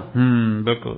ਸੋ ਭਾਮ ਸਾਹਿਬ ਜਿੰਨਾ ਜਿਹੜਾ ਉੱਪਰਲੀ ਕਮਾਈ ਵਾਲੀ ਗੱਲ ਛੱਡ ਕੇ ਉਸ ਵੱਡੀ ਖੋਰ ਨੂੰ ਰਿਸ਼ਵਤਖੋਰ ਨੂੰ ਇੱਕ ਮੁਜਰਮ ਦੀ ਨਿਗਾਹ ਨਾਲ ਨਹੀਂ ਦੇਖਦਾ ਇਹ ਸਮਾਜ, ਉਹਨਾਂ ਚਿਰ ਇਹ ਜੋ ਬਾਦਸਤੂਰ ਜੋ ਹੈ ਇਹ ਰਿਸ਼ਵਤਖੋਰੀ ਭ੍ਰਸ਼ਟਾਚਾਰ ਇਹ ਜਾਰੀ ਰਹੂਗਾ, ਕਿਉਂਕਿ ਉਸ ਨੂੰ ਤਾਂ ਇੱਕ ਬੈਜ ਆਫ ਆਨਰ ਸਾਡੇ ਸਮਾਜ ਨੇ ਬਣਾ ਦਿੱਤਾ ਹੈ, ਉਸ ਨੂੰ ਇੱਕ ਤਗਮਾ ਬਣਾ ਦਿੱਤਾ ਹੈ ਇੱਕ ਸ਼ੌਹਰਤ ਦਾ। ਬਿਲਕੁਲ ਬਿਲਕੁਲ। ਅਗਲਾ ਕਹਿੰਦਾ ਵੀ ਜਿੰਨਾ ਕਿ ਜੇ ਕੋਈ ਇਸ ਤਰ੍ਹਾਂ ਦੇ ਕਿਸੇ ਪਰਚੇ 'ਚ ਫੜਿਆ ਜਾਂਦਾ ਵੀ ਇਹ 2 ਲੱਖ ਰੁਪਇਆ ਲੈਂਦਾ ਫੜਿਆ ਗਿਆ, ਹਾਂਜੀ, ਉਹ ਸਮਝਦਾ ਵੀ ਅਗਲੇ ਨੂੰ ਉਹਦੀ ਇੱਕ ਸਟੇਟਸ ਸਿੰਬਲ ਬਣ ਗਿਆ ਵੀ ਇਹ ਬੰਦਾ ਹਾਂ ਇਹ ਵੀ ਅੱਛਾ ਇੰਨੇ ਪੈਸੇ ਲੈਂਦਾ ਸੀ ਇਹਦਾ ਮਤਲਬ ਇਹਦੇ ਕੋਲ ਪੈਸੇ ਬਹੁਤ ਹੋਣਗੇ, ਇਹ ਵੱਡਾ ਬੰਦਾ ਹੋ ਗਿਆ। ਹਾਂਜੀ, ਜਿਹੜਾ ਜਿੱਡਾ ਵੱਡਾ ਘਪਲੇਬਾਜ਼ ਉਨਾ ਹੀ ਜ਼ਿਆਦਾ ਉਹਦੀ ਸਮਾਜ ਦੇ ਵਿੱਚ ਭੱਲ ਹੈਗੀ। ਜੇ ਕੋਈ ਦੇਖੋ ਜੀ 50,000 ਜਾਂ ਛੋਟੀ ਕੋਈ ਰਕਮ ਕੋਈ ਲੈਂਦਾ ਫੜਿਆ ਜਾਵੇ ਉਹਨੂੰ ਲਾਹਣਤਾਂ ਪੈਂਦੀਆਂ ਵੀ ਤੂੰ ਜੇ ਪੈਸੇ ਲੈਣੇ ਸੀ ਚੱਜ ਨਾਲ ਲੈ ਲੈਂਦਾ। ਬਿਲਕੁਲ ਬਿਲਕੁਲ। ਉਹਨੂੰ ਵੱਲ ਦੱਸਿਆ ਜਾਂਦਾ, ਮਤਲਬ ਕਿ ਵੱਲ ਦੱਸਿਆ ਜਾਂਦਾ ਵੀ ਤੂੰ ਹਜੇ ਮਾੜਾ ਮੋਟਾ ਜ਼ੋਰ ਮਾਰ। ਹੋਰ ਤੁਸੀਂ ਅਫਸਰਾਂ ਦੇ ਵਿੱਚ ਦੇਖਿਆ ਵੀ ਕਿੰਨੇ ਅਫਸਰਾਂ ਤੇ ਰੇਡਾਂ ਪੈਂਦੀਆਂ ਔਰ ਕਿਵੇਂ ਵੱਡੀ ਮਾਤਰਾ ਦੇ ਵਿੱਚ ਉਹਨਾਂ ਤੋਂ ਨਗਦੀ ਫੜੀ ਜਾਂਦੀ ਹੈ, ਬੋਰੀਆਂ ਦੀਆਂ ਬੋਰੀਆਂ ਨਗਦੀ ਫੜੀ ਜਾਂਦੀ ਹੈ, ਗਹਿਣੇ ਗੱਟੇ ਜਿਹੜੇ ਹੈ ਡਾਇਮੰਡ ਕਿੰਨਾ ਫੜਿਆ ਜਾਂਦਾ ਹੈ। ਇਹ ਜਿਹੜਾ ਇਹ ਵੀ ਤਾਂ ਸਾਡੇ ਇਸ ਕਰਪਸ਼ਨ ਨੂੰ ਜਿਹੜਾ ਅਸੀਂ ਜੁਰਮ ਨਹੀਂ ਗਿਣਦੇ। ਨਹੀਂ ਜੀ, ਉਹਨੂੰ ਤਾਂ ਠੀਕ ਹੈ ਨਾ ਸਮਾਜ ਉਸ ਨੂੰ ਆਪਣੀ ਚੁੱਪ ਰਹਿ ਕੇ ਉਹਨੂੰ ਸਹਿਮਤੀ ਦਿੰਦਾ ਹੈ ਵੀ ਜਿਹੜਾ ਇਹ ਵਤੀਰਾ ਹੈ ਜੀ ਪੈਸੇ ਬਣਾਉਣਾ ਕਿਸੇ ਵੀ ਉਹ ਤਰਜ ਦੇ ਉੱਤੇ ਜੀ ਕਿਸੇ ਵੀ ਹੀਲੇ ਨਾਲ ਪੈਸਾ ਬਣਾਉਣਾ ਜੀ ਉਸ ਨੂੰ ਜਾਇਜ਼ ਮੰਨਿਆ ਜਾਂਦਾ ਹੈ ਸਮਾਜ ਦੇ ਵਿੱਚ, ਅੱਜ ਕੱਲ੍ਹ ਦੇ ਸਮਾਜ ਦੇ ਵਿੱਚ, ਕਿਉਂਕਿ ਉਹ ਇੱਕ ਬਸ ਪੈਸੇ ਦੀ ਦੌੜ ਦੇ ਵਿੱਚ ਜੋ ਸਮਾਜ ਭੰਮ ਸਾਹਿਬ ਉਲਝਿਆ ਹੋਇਆ ਹੈ ਸ਼ਾਰਟਕਟ ਮਾਰਨ ਦੇ ਚੱਕਰ ਦੇ ਵਿੱਚ। ਸਾਡੇ ਏਰੀਏ ਦੇ ਵਿੱਚ ਲਵਲੀਨ ਜੀ ਮੈਂ ਦੇਖਿਆ ਜਿਹੜੀਆਂ ਮੇਨ ਸੜਕਾਂ ਦੇ ਉੱਤੇ ਜਿਹੜੇ ਸਫੈਦੇ ਲੱਗੇ ਨੇ ਜਿਹੜੀ ਜ਼ਮੀਨ ਦੇ ਵਿੱਚ, ਹਾਂਜੀ, ਉਹ ਕਿਸੇ ਨਾ ਕਿਸੇ ਵੱਡੇ ਅਧਿਕਾਰੀ ਦੇ ਹੈ। ਅੱਛਾ ਜੀ। ਇਹ ਇੱਕ ਮਤਲਬ ਇੱਥੋਂ ਪਤਾ ਲੱਗ ਜਾਂਦਾ ਵੀ ਅੱਛਾ ਇੱਥੇ ਸਫੈਦੇ ਖੜੇ ਯਾਰ, ਇਹ ਕਹਿੰਦੇ ਵੀ ਕਿਸੇ ਅਫਸਰ ਦੀ ਹੋਣੀ ਹੈ, ਕਿਉਂਕਿ ਉਹਨਾਂ ਦਾ ਤਰੀਕਾ ਬਣਾ ਰੱਖਿਆ ਉਹਨਾਂ ਨੇ ਵੀ ਉੱਥੇ ਪੈਸੇ ਇਕੱਠੇ ਕਰਨੇ ਆ, ਉੱਥੇ ਹੀ ਜ਼ਮੀਨ ਲੈ ਕੇ ਛੱਡ ਦੇਣੀ ਹੈ। ਅੱਛਾ ਜੀ। ਤੇ ਉਹ ਕੋਈ ਜ਼ਮੀਨ ਜੇ ਤਾਂ ਵੈਸੇ ਕਿਸੇ ਨੂੰ ਠੇਕੇ ਤੇ ਦੇਣਗੇ ਜਾਂ ਹੋਣਗੇ ਇਹੋ ਜਿਹੀ ਜ਼ਮੀਨ ਨੂੰ ਮੁੜ ਕੇ ਦੂਜਾ ਵੀ ਨੱਪ ਸਕਦਾ। ਹਾਂਜੀ, ਹੋ ਸਕਦਾ ਉਹਦੇ ਕੋਲ ਮੁੜ ਕੇ ਨਾ ਛੜਾਈ ਜਾਵੇ। ਉਹ ਇਸ ਕਰਕੇ ਫਿਰ ਸਫੈਦੇ ਲਾ ਕੇ ਛੱਡ ਦਿੰਦੇ ਉਹ 'ਚ। ਇੱਕ ਤਾਂ ਸਫੈਦਿਆਂ ਦੀ ਕਮਾਈ ਹੋ ਜੂਗੀ, ਨਾਲੇ ਜ਼ਮੀਨ ਸਮਝੀ ਰਹੂਗੀ। ਇਹ ਤਾਂ ਭੰਮ ਸਾਹਿਬ ਮੈਂ ਪਹਿਲੀ ਵਾਰੀ ਤੁਹਾਡੇ ਕੋਲੋਂ ਸੁਣਿਆ ਕਿ ਜੋ ਸਫੈਦੇ ਨੇ ਇਹ ਵੀ ਹੁਣ ਅੱਜ ਕੱਲ੍ਹ ਭ੍ਰਿਸ਼ਟਾਚਾਰ ਦਾ ਪ੍ਰਤੀਕ ਬਣ ਗਏ। ਸਫੈਦਿਆਂ ਦਾ ਮਤਲਬ ਹੈ ਜਿੱਥੇ ਸਫੈਦੇ ਲੱਗੇ ਹੋਏ ਕੋਈ ਵੀ ਬੰਦਾ ਇਕੱਲੀ ਸਫੈਦਿਆਂ ਦੀ ਕਮਾਈ ਤੇ ਨਹੀਂ ਰਹਿ ਸਕਦਾ। ਆਮ ਬੰਦਾ ਜਿਹੜਾ ਸਧਾਰਨ ਜਿਹਦੇ ਕੋਲ 5-10 ਕਿੱਲੇ ਹੈਗੇ ਆ ਉਹ ਸਫੈਦਿਆਂ ਤੇ ਕਿਉਂ ਛੱਡੂਗਾ ਜੀ? ਉਹ ਚੋਂ ਵੱਧ ਤੋਂ ਵੱਧ ਆਪਦੀ ਪੈਦਾਵਾਰ ਲੈਣ ਦੀ ਕੋਸ਼ਿਸ਼ ਕਰਦਾ। ਹਾਂਜੀ, ਸਫੈਦੇ ਤਾਂ ਉਹ ਲਾਊਗਾ ਜੀ ਜਿਹਦੀ ਜ਼ਮੀਨ ਜਿਹੜੀ ਹੈ ਜਿਹੜਾ ਉਹਨੂੰ ਬਚਾ ਕੇ ਰੱਖਣਾ ਚਾਹੁੰਦਾ ਹੈ। ਉਹ ਫਿਰ ਉਹ ਭ੍ਰਿਸ਼ਟਾਚਾਰ ਦਾ ਇੱਕ ਪ੍ਰਤੀਕ ਬਣ ਗਿਆ। ਮਤਲਬ ਕਿ ਜਦੋਂ ਅਸੀਂ ਵੇਖਦੇ ਹਾਂ ਸਾਡੇ ਏਰੀਆ ਦੇ ਵਿੱਚ ਵੀ ਆ 10 ਕਿੱਲਿਆਂ ਦੇ ਵਿੱਚ ਸਫੈਦਾ ਲੱਗਿਆ, ਇਹਦਾ ਮਤਲਬ ਵੀ ਇਹ ਕਿਸੇ ਅਫਸਰ ਦੀ ਹੈ। ਇਹ ਪੱਕੀ ਗੱਲ ਹੋ ਗਈ। ਮਤਲਬ ਕਿ ਮੈਂ ਸਟੱਡੀ ਵੀ ਕੀਤਾ ਇਹਨੂੰ ਤੇ ਵਾਕਿਆ ਹੀ ਉਹ ਸਾਰੇ ਕੋਈ SC ਦੀ ਹੈ, ਕਿਸੇ ਐਕਸ਼ਨ ਦੀ ਹੈ, ਕਿਸੇ DC ਦੀ ਹੈ, ਕਿਸੇ ADC ਦੀ ਹੈ, SDM ਦੀ ਹੈ, ਉਹ ਇਸ ਤਰ੍ਹਾਂ ਜ਼ਮੀਨਾਂ ਲੈ ਕੇ ਉਹਨਾਂ ਨੇ ਛੱਡੀਆਂ ਹੋਈਆਂ। ਕਿਉਂਕਿ ਸਾਡਾ ਏਰੀਆ ਥੋੜਾ ਜਿਹਾ ਬੈਕਵਰਡ ਏਰੀਆ, ਉੱਥੇ ਥੋੜੀ ਜਿਹੀ ਪੁੱਛਗਿੱਛ ਘੱਟ ਹੁੰਦੀ ਹੈ, ਪਤਾ ਘੱਟ ਲੱਗਦਾ। ਜੇ ਹੁਣ ਮੁਹਾਲੀ ਜਾ ਕੇ ਤੇ ਵੱਡੀ ਕੋਠੀ ਲੈ ਲੂਗਾ, ਕੋਈ ਵੱਡਾ ਪਲਾਟ ਰੋਕ ਲੂਗਾ ਤੇ ਉਹ ਨਿਗਾਹ 'ਚ ਆ ਜਾਂਦਾ ਜੀ ਹੈ ਨਾ। ਜੇ ਕੋਈ ਜਲੰਧਰ ਲੁਧਿਆਣਾ ਏਰੀਏ 'ਚ ਲੈਂਦਾ ਤੇ ਉਹ ਬੰਦਾ ਪ੍ਰਕਾਸ਼ 'ਚ ਆ ਸਕਦਾ, ਅੰਡਰ ਦਾ ਰਡਾਰ ਰਹਿਣ ਦਾ ਤਰੀਕਾ। ਜੇ ਸਾਡੇ ਪਿੰਡ ਖੱਪਿਆਂ ਵਾਲੀ ਦੇ ਵਿੱਚ ਹੁਣ ਜੋ ਜ਼ਮੀਨ ਲਈ ਹੋਈ ਹੈ ਤੇ ਕਹਿੰਦਾ ਕਿਸੇ ਨੇ ਪੁੱਛਣਾ ਹੀ ਨਹੀਂਗਾ। ਠੀਕ ਹੈ ਨਾ। ਸਾਡੇ 1-2 ਪਿੰਡ ਹੈਗੇ ਆ ਜਿੱਥੇ ਗੁਲਾਬੇ ਵਾਲਾ ਹੋਇਆ, ਅਠਾੜ ਦੇ ਪਿੰਡ ਆ ਨਾ ਜਿਹੜੇ, ਉੱਥੇ ਉਹਨਾਂ ਨੇ ਬਹੁਤ ਜ਼ਮੀਨ ਲੈ ਕੇ ਰੱਖੀ ਵੀ, ਔਰ ਸਾਰੀ ਜ਼ਮੀਨ ਦੇ ਵਿੱਚ ਮੈਂ ਵੇਖਿਆ ਸਫੈਦੇ ਲੱਗੇ ਹੋਏ। ਫਿਰ ਇਹ ਸਾਡੀ ਤਾਂ ਸਾਰੇ ਬਿਊਰੋਕ੍ਰੇਸੀ ਨੂੰ ਤਾਂ ਫਿਰ ਅਪੀਲ ਹੈ ਭਾਮ ਸਾਹਿਬ ਕਿ ਸਫੈਦਿਆਂ ਤੋਂ ਬਚੋ। ਹਾਂ, ਸਫੈਦਿਆਂ ਤੋਂ ਬਚੋ। ਹੁਣ ਤੁਹਾਡੇ ਸਫੈਦੇ ਵੀ ਜਿਹੜੇ ਆ ਉਹ ਨਿਗਾਹ ਚ ਆਉਣ ਲੱਗ ਪਏ ਨੇ। ਹਾਂਜੀ, ਅਫਸਰ ਜਿਹੜੇ ਆ ਲਵਲੀਨ ਜੀ ਇਹ ਕਰਦੇ ਆ ਵੀ ਉਹ ਜਿਵੇਂ ਮੋਹਾਲੀ ਲੱਗ ਗਿਆ ਕੋਈ, ਜਾਂ ਮੋਹਾਲੀ ਦੇ ਨੇੜੇ ਤੇੜੇ ਲੱਗ ਗਿਆ, ਖਰੜ ਲੱਗ ਗਿਆ, ਉਹ ਸਮਝਦਾ ਵੀ ਮੈਂ ਤਰ ਗਿਆ, ਠੀਕ ਹੈ, ਕਿਉਂਕਿ ਉੱਥੇ ਇਹ ਹੁੰਦਾ ਹੈ ਵੀ ਉਹ ਪੁੱਛਦੇ ਰਹਿੰਦੇ ਆ ਵੀ ਯਾਰ ਕਿਹੜੇ NRI ਦੀ ਦਾ ਪਲਾਟ ਕੋਈ, ਜਾਂ ਉਹਦਾ ਕੋਈ ਫਲੈਟ ਪਿਆ, ਜਾਂ ਕਿਸੇ ਦੀ ਕੋਠੀ ਪਈ ਹੈ ਖਾਲੀ, ਠੀਕ ਹੈ ਨਾ, ਜਾਂ ਕੋਈ ਮਾੜਾ ਬੰਦਾ ਹੈ, ਬਲਕਿ ਸ਼ਰੀਫ ਬੰਦਾ ਹੈ ਤੇ ਵੀ ਉਹ ਨਾ ਛਡਵਾ ਸਕਦਾ ਹੋਵੇ ਤੇ ਆਪਾਂ ਉਹ ਲੈ ਲਈਏ। ਉਹ ਤੇ ਫਿਰ ਅਫਸਰ ਕਬਜ਼ਾ ਕਰਦੇ ਆ, ਪੁਲਿਸ ਅਫਸਰ ਬੜੇ ਕਬਜ਼ਾ ਕਰਦੇ ਆ ਇਸ ਤਰ੍ਹਾਂ ਦੇ ਜੀ, ਠੀਕ ਹੈ। ਔਰ ਸਾਡੇ ਜਿਹੜੇ ਰਾਜਨੀਤਿਕ ਲੋਕ ਹੈ ਜਿਹੜੇ ਉਹ ਜ਼ਿਆਦਾ ਕਬਜ਼ਾ ਕਰਦੇ ਨੇ। ਉਹ ਮੈਂ ਅੱਗੇ ਵੀ ਇੱਕ ਪ੍ਰੋਗਰਾਮ ਦੇ ਵਿੱਚ ਜ਼ਿਕਰ ਕੀਤਾ ਸੀਗਾ ਕਿ ਸਾਡੇ ਏਰੀਏ ਦਾ ਇੱਕ ਆਗੂ ਹੈ ਪਾਰਟੀ ਦਾ, ਮੈਂ ਪਾਰਟੀ ਦਾ ਨਾਂ ਲੈ ਦੂੰਗਾ ਤੇ ਛੇਤੀ ਸਾਰਿਆਂ ਨੂੰ ਪਛਾਣ ਆ ਜਾਣੀ, ਇਸ ਕਰਕੇ ਮੈਂ ਲੈਂਦਾ ਹੀ ਨਹੀਂ ਗਾ ਜੀ।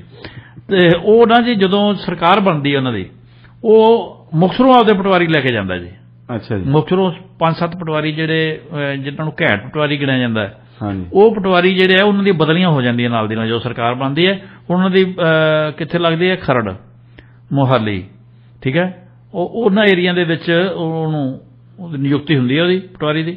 ਫਿਰ ਉਹ ਦੱਸਦਾ ਵੀ ਕਿਹੜੀ ਜ਼ਮੀਨ ਸ਼ਾਮਲਾਟ ਦੀ ਪਈ ਹੈ, ਕਿਹੜੀ ਜ਼ਮੀਨ ਕਿਵੇਂ ਪਈ ਹੈ। ਉਹ ਸਿੱਧਾ ਆਪਾਂ ਜੇ ਕਹੀਏ ਵੀ ਨੱਪਣ ਵਾਲੀ ਕਿਹੜੀ ਹੈ, ਨੱਪਣ ਵਾਲੀ ਉਹ ਨੱਪਦੇ ਆ। ਤੇ ਔਰ ਉਹ ਬਹੁਤ 5 ਸਾਲ ਫਿਰ ਉਹ ਜਿਹੜਾ ਸਾਡਾ ਆਗੂ ਹੈ ਉਹ ਸਾਨੂੰ ਉੱਥੇ ਹਲਕੇ 'ਚ ਨਹੀਂ ਦੱਸਦਾ। ਅੱਛਾ ਜੀ।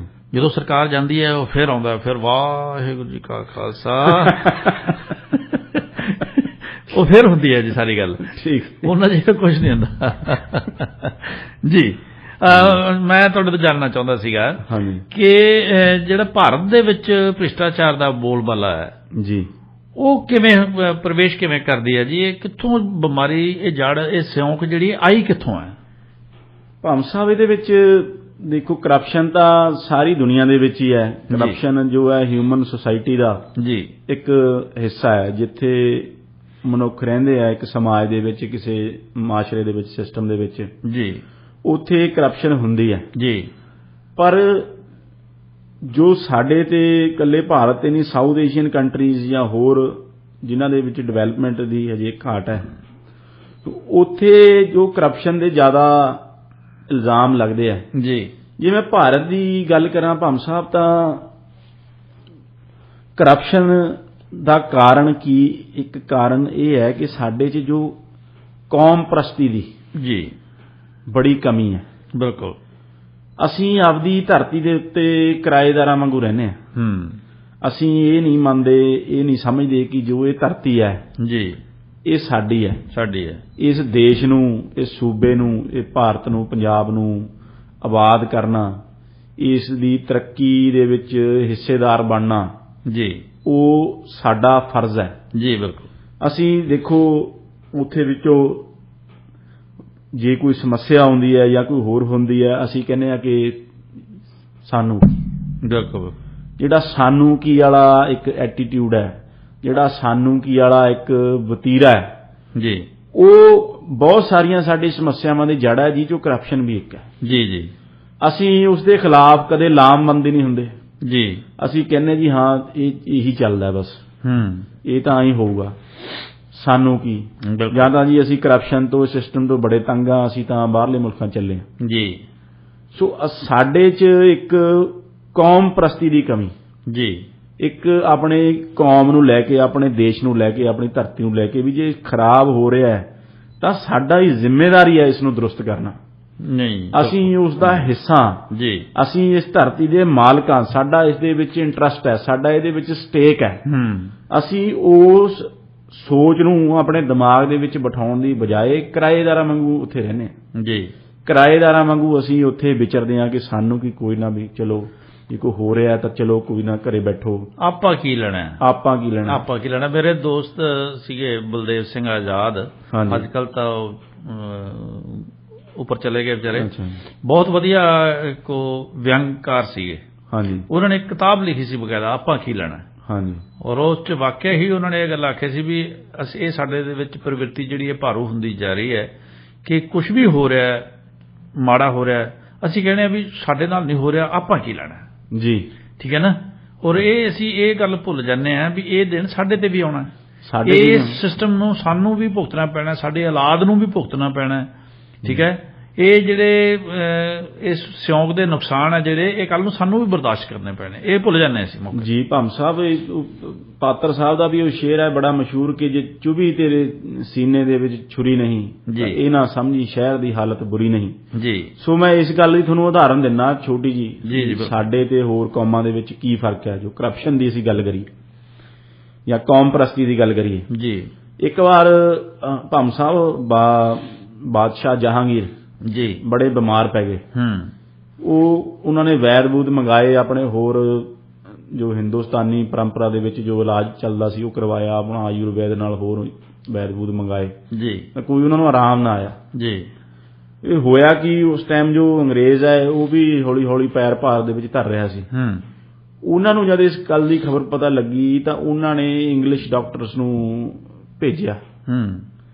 ਇੰਗਲਿਸ਼ ਡਾਕਟਰਸ ਨੇ ਉਹਨਾਂ ਦਾ ਇਲਾਜ ਕੀਤਾ, ਸ਼ਹਿਨਸ਼ਾਹ ਦਾ, ਜਹਾਂਗੀਰ ਦਾ, ਤਾਂ ਉਹ ਸਿਹਤਯਾਬ ਹੋ ਗਏ। ਸਿਹਤਯਾਬ ਹੋਣ ਤੋਂ ਬਾਅਦ ਉਹਨਾਂ ਨੇ ਡਾਕਟਰ ਨੂੰ ਕਿਹਾ ਵੀ ਤੂੰ ਮੰਗ ਕੀ ਮੰਗਣਾ, ਜੋ ਬਾਦਸ਼ਾਹਾਂ ਦਾ ਜੋ ਫਿਤਰਤ ਹੋਇਆ ਕਰਦੀ ਹੈ, ਜੋ ਆਪਾਂ ਹੁਣ ਵੀ ਕਹਿੰਦੇ ਕਿ ਬਾਦਸ਼ਾਹ ਬੰਦਾ ਹੈ, ਸੋ ਬਾਦਸ਼ਾਹਾਂ ਦੀ ਇਹ ਫਿਤਰਤ ਹੋਇਆ ਕਰਦੀ ਹੈ ਵੀ ਮੰਗ ਕੀ ਮੰਗਣਾ, ਵੀ ਤੈਨੂੰ ਕੀ ਇਨਾਮ ਦਈਏ, ਵੀ ਤੇਰੇ ਵਜਨ ਦੇ ਬਰਾਬਰ ਤੈਨੂੰ ਸੋਨੇ 'ਚ ਤੋਲ ਦਿੰਦੇ ਆ। ਜਹਾਂਗੀਰ ਨੇ ਕਿਹਾ, ਉਹ ਕਹਿੰਦਾ ਜੀ ਨਹੀਂ ਯੂਅਰ ਹਾਈਨੈਸ, ਵੀ ਮੈਨੂੰ ਮੇਰੇ ਵਜਨ ਦੇ ਬਰਾਬਰ ਸੋਨਾ ਨਹੀਂ ਚਾਹੀਦਾ। ਉਹ ਕਹਿੰਦਾ ਵੀ ਹੋਰ ਤੈਨੂੰ ਕੀ ਚਾਹੀਦਾ? ਉਹ ਕਹਿੰਦਾ ਜੀ ਮੇਰੀ ਕੌਮ ਨੂੰ ਆਪਣੀ ਕੌਮ ਦੇ ਨਾਲ ਵਪਾਰ ਕਰਨ ਦੇ ਅਧਿਕਾਰ ਦੇ ਦਿਓ। ਉੱਥੋਂ ਭੰਮ ਸਾਹਿਬ ਈਸਟ ਇੰਡੀਆ ਕੰਪਨੀ ਦਾ ਪੈਰ ਹਿੰਦੁਸਤਾਨ ਦੇ ਵਿੱਚ ਧਰਿਆ ਗਿਆ। ਜਦੋਂ ਕਿ ਉਸ ਡਾਕਟਰ ਨੇ ਹਿੰਦੁਸਤਾਨ ਦੇ ਬਾਦਸ਼ਾਹ ਨੂੰ ਖੁਸ਼ ਕਰਕੇ, ਜਹਾਂਗੀਰ ਦਾ ਇਲਾਜ ਕਰਕੇ ਆਪਣੀ ਕੌਮ ਵਾਸਤੇ ਰਿਆਇਤ ਮੰਗੀ, ਆਪਣੇ ਨਿੱਜੀ ਫਾਇਦੇ ਵਾਸਤੇ ਰਿਆਇਤ ਨਹੀਂ ਮੰਗੀ। ਉਹਨੂੰ ਦੇਖੋ, ਅੰਗਰੇਜ਼ ਨੂੰ ਉਹਨੂੰ ਕੀ ਸੀ, ਉਹ ਕਹਿੰਦਾ ਜੀ ਮੈਨੂੰ ਹੀਰਿਆਂ ਨਾਲ ਤੋਲ ਦਿਓ, ਸੋਨੇ ਨਾਲ ਤੋਲ ਦਿਓ। ਜਹਾਂਗੀਰ ਕੋਲ ਕਿਹੜਾ ਕਮੀ ਸੀ ਕਿਸੇ ਚੀਜ਼ ਦੀ? ਉਹਦੀਆਂ ਪੀੜ੍ਹੀਆਂ ਤਰ ਜਾਂਦੀਆਂ, ਜ਼ਮੀਨ ਮੰਗ ਲੈਂਦਾ, ਕੁਝ ਹੋਰ ਮੰਗ ਲੈਂਦਾ, ਪਰ ਉਹ ਮੰਗਦਾ ਕੀ ਹੈ? ਉਹ ਮੰਗਦਾ ਹੈ ਆਪਣੀ ਕੌਮ ਵਾਸਤੇ। ਇਹ ਦੇਖ ਲਓ ਵੀ ਇਹ 16ਵੀਂ ਸਦੀ ਦੀਆਂ ਗੱਲਾਂ ਨੇ।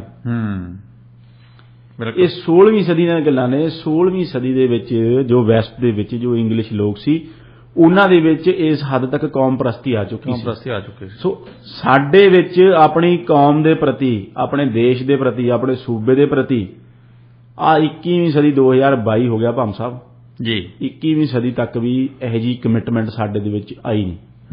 ਬਿਲਕੁਲ ਨਹੀਂ ਆਈ। ਇਹਦਾ ਵੀ ਇੱਕ ਕਾਰਨ ਹੈ। ਇਹਦਾ ਇੱਕ ਕਾਰਨ ਹੈ ਕਿ ਲੋਕਾਂ ਦੇ ਵਿੱਚ ਕੌਮ ਪ੍ਰਸਤੀ ਕਦੋਂ ਆਉਂਦੀ ਹੈ? ਜਦੋਂ ਲੋਕ ਇਹ ਗੱਲ ਨੂੰ ਸਮਝਦੇ ਆ ਕਿ ਜਿਹੜਾ ਕੌਮ ਦੇ ਹਿੱਤ ਹੈ ਤੇ ਮੇਰੇ ਹਿੱਤ ਹੈ ਉਹ ਇੱਕ ਹੈ।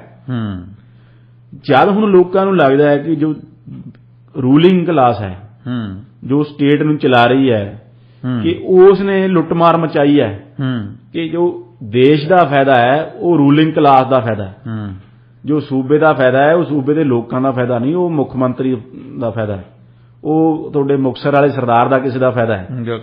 ਤਾਂ ਫਿਰ ਲੋਕਾਂ ਦੇ ਵਿੱਚ ਉਹ ਕੌਮ ਪ੍ਰਸਤੀ ਦੀ ਭਾਵਨਾ ਖਤਮ ਹੋ ਜਾਂਦੀ ਹੈ। ਉਹ ਕਹਿੰਦੇ ਅਸੀਂ ਲੈਣਾ ਕੀ ਹੈ, ਵੀ ਜੇ ਸੂਬੇ ਦਾ ਹੁਣ ਅਸੀਂ ਟੈਕਸ ਭਰਾਂਗੇ ਇਮਾਨਦਾਰੀ ਦੇ ਨਾਲ, ਸਾਨੂੰ ਕਿਹੜਾ ਕੁਝ ਮਿਲਣਾ ਹੈ? ਜੀ। ਉਹ ਤਾਂ ਇਹਨਾਂ ਨੇ ਲੁੱਟਮਾਰ ਕਰਕੇ ਆਪੋ ਆਪਣੇ ਉੱਥੇ ਮਹਿਲ ਮਾੜੀਆਂ ਬਣਾ ਲੈਣੀਆਂ ਨੇ, ਸੁੱਖ ਵਿਲਾਸ ਬਣਾ ਲੈਣੇ ਨੇ। ਬਿਲਕੁਲ ਜੀ। ਸਭ ਤੋਂ ਵੇਖੋ ਸਾਡੇ ਵਾਸਤੇ ਹੁੰਦਾ ਵੀ ਸਾਡਾ ਅਕੀਦਾ ਜੀ, ਠੀਕ ਹੈ, ਸਾਡੀ ਆਸਥਾ ਜਿਹੜੀ, ਉਹ ਆਸਥਾ ਸਾਡੀ ਗੁਰਦੁਆਰਿਆਂ ਦੇ ਵਿੱਚ ਹੈ, ਔਰ ਗੁਰਦੁਆਰਿਆਂ ਦਾ ਪੈਸਾ ਕਿਵੇਂ ਵਰਤਿਆ ਜਾ ਰਿਹਾ ਉਹ ਵੀ ਇੱਕ ਬਹੁਤ ਵੱਡੀ ਕਰਪਸ਼ਨ ਹੈ। ਦੇਖ ਲਓ, ਮਤਲਬ ਕਿ ਇੱਕ ਕਹਿੰਦੇ ਵੀ ਗੁਰਚਰਨ ਸਿੰਘ ਟੌਹੜਾ ਤੇ ਪ੍ਰਕਾਸ਼ ਸਿੰਘ ਬਾਦਲ ਕਿਸੇ ਸਟੇਜ ਤੇ ਬੈਠੇ ਸੀ, ਇੱਕ ਸਾਈਡ ਤੇ ਜਿਹੜੀ ਹੈ ਉਹ ਮਹਾਰਾਜ ਦੀ ਸਵਾਰੀ ਸੁਸ਼ੋਭਿਤ ਸੀਗੀ ਜੀ, ਉਹਦੇ ਸਾਈਡ ਤੇ ਉਹ ਬੈਠੇ ਸੀਗੇ ਜੀ। ਇੱਕ ਮਾਤਾ ਆਈ, ਬਿਰਧ ਮਾਤਾ, ਉਹਨੇ ਲਿਆ ਕੇ ਤੇ ਪੈਸੇ ਇਹਨਾਂ ਦੇ ਪੈਰਾਂ 'ਚ ਟੇਕ ਕੇ ਨਾ ਤੇ ਮੱਥਾ ਟੇਕਤਾ ਜੀ। ਉਹ ਦੋਵੇਂ ਜਣੇ ਲੀਡਰ ਜਿਵੇਂ ਕਰ ਦਿੰਦੇ, ਉਹ ਮਾਤਾ ਕੀ ਕਰੀ ਜਾਂਦੀ, ਕੀ ਕਰੀ, ਮਹਾਰਾਜ ਤਾਂ ਉਧਰ ਹੈ, ਮਹਾਰਾਜ ਨੂੰ ਉਧਰ ਮੱਥਾ ਟੇਕ। ਕਹਿੰਦੇ ਜੀ ਆਉਣੇ ਤਾਂ ਇੱਥੇ ਹੀ ਹੈ, ਠੀਕ ਹੈ ਨਾ, ਘੁੰਮ ਕੇ ਪੈਸੇ ਆਉਣੇ ਤਾਂ ਤੁਹਾਡੇ ਕੋਲ ਹੀ ਹੈ, ਤੇ ਕਿਉਂ ਨਾ ਤੁਹਾਨੂੰ ਸਿੱਧੇ ਦੇ ਦਈਏ। ਮਤਲਬ ਕਿ ਅਸੀਂ, ਸਾਡੀ ਜਿਹੜੀ ਨੈਤਿਕ ਗਿਰਾਵਟ ਇੰਨੀ ਜ਼ਿਆਦਾ ਆ ਚੁੱਕੀ ਹੈ ਵੀ ਅਸੀਂ ਲੋਕਾਂ ਦੀ ਆਸਥਾ ਨੂੰ ਵੀ ਮਤਲਬ ਕਿ ਇਸ ਤਰ੍ਹਾਂ ਜੀ, ਜੋ ਆਸਥਾ ਦੇ ਜੋ ਸਥਾਨ ਨੇ ਉਹ ਵੀ ਭ੍ਰਸ਼ਟਾਚਾਰ ਦਾ ਅੱਡਾ ਬਣ ਗਏ ਨੇ।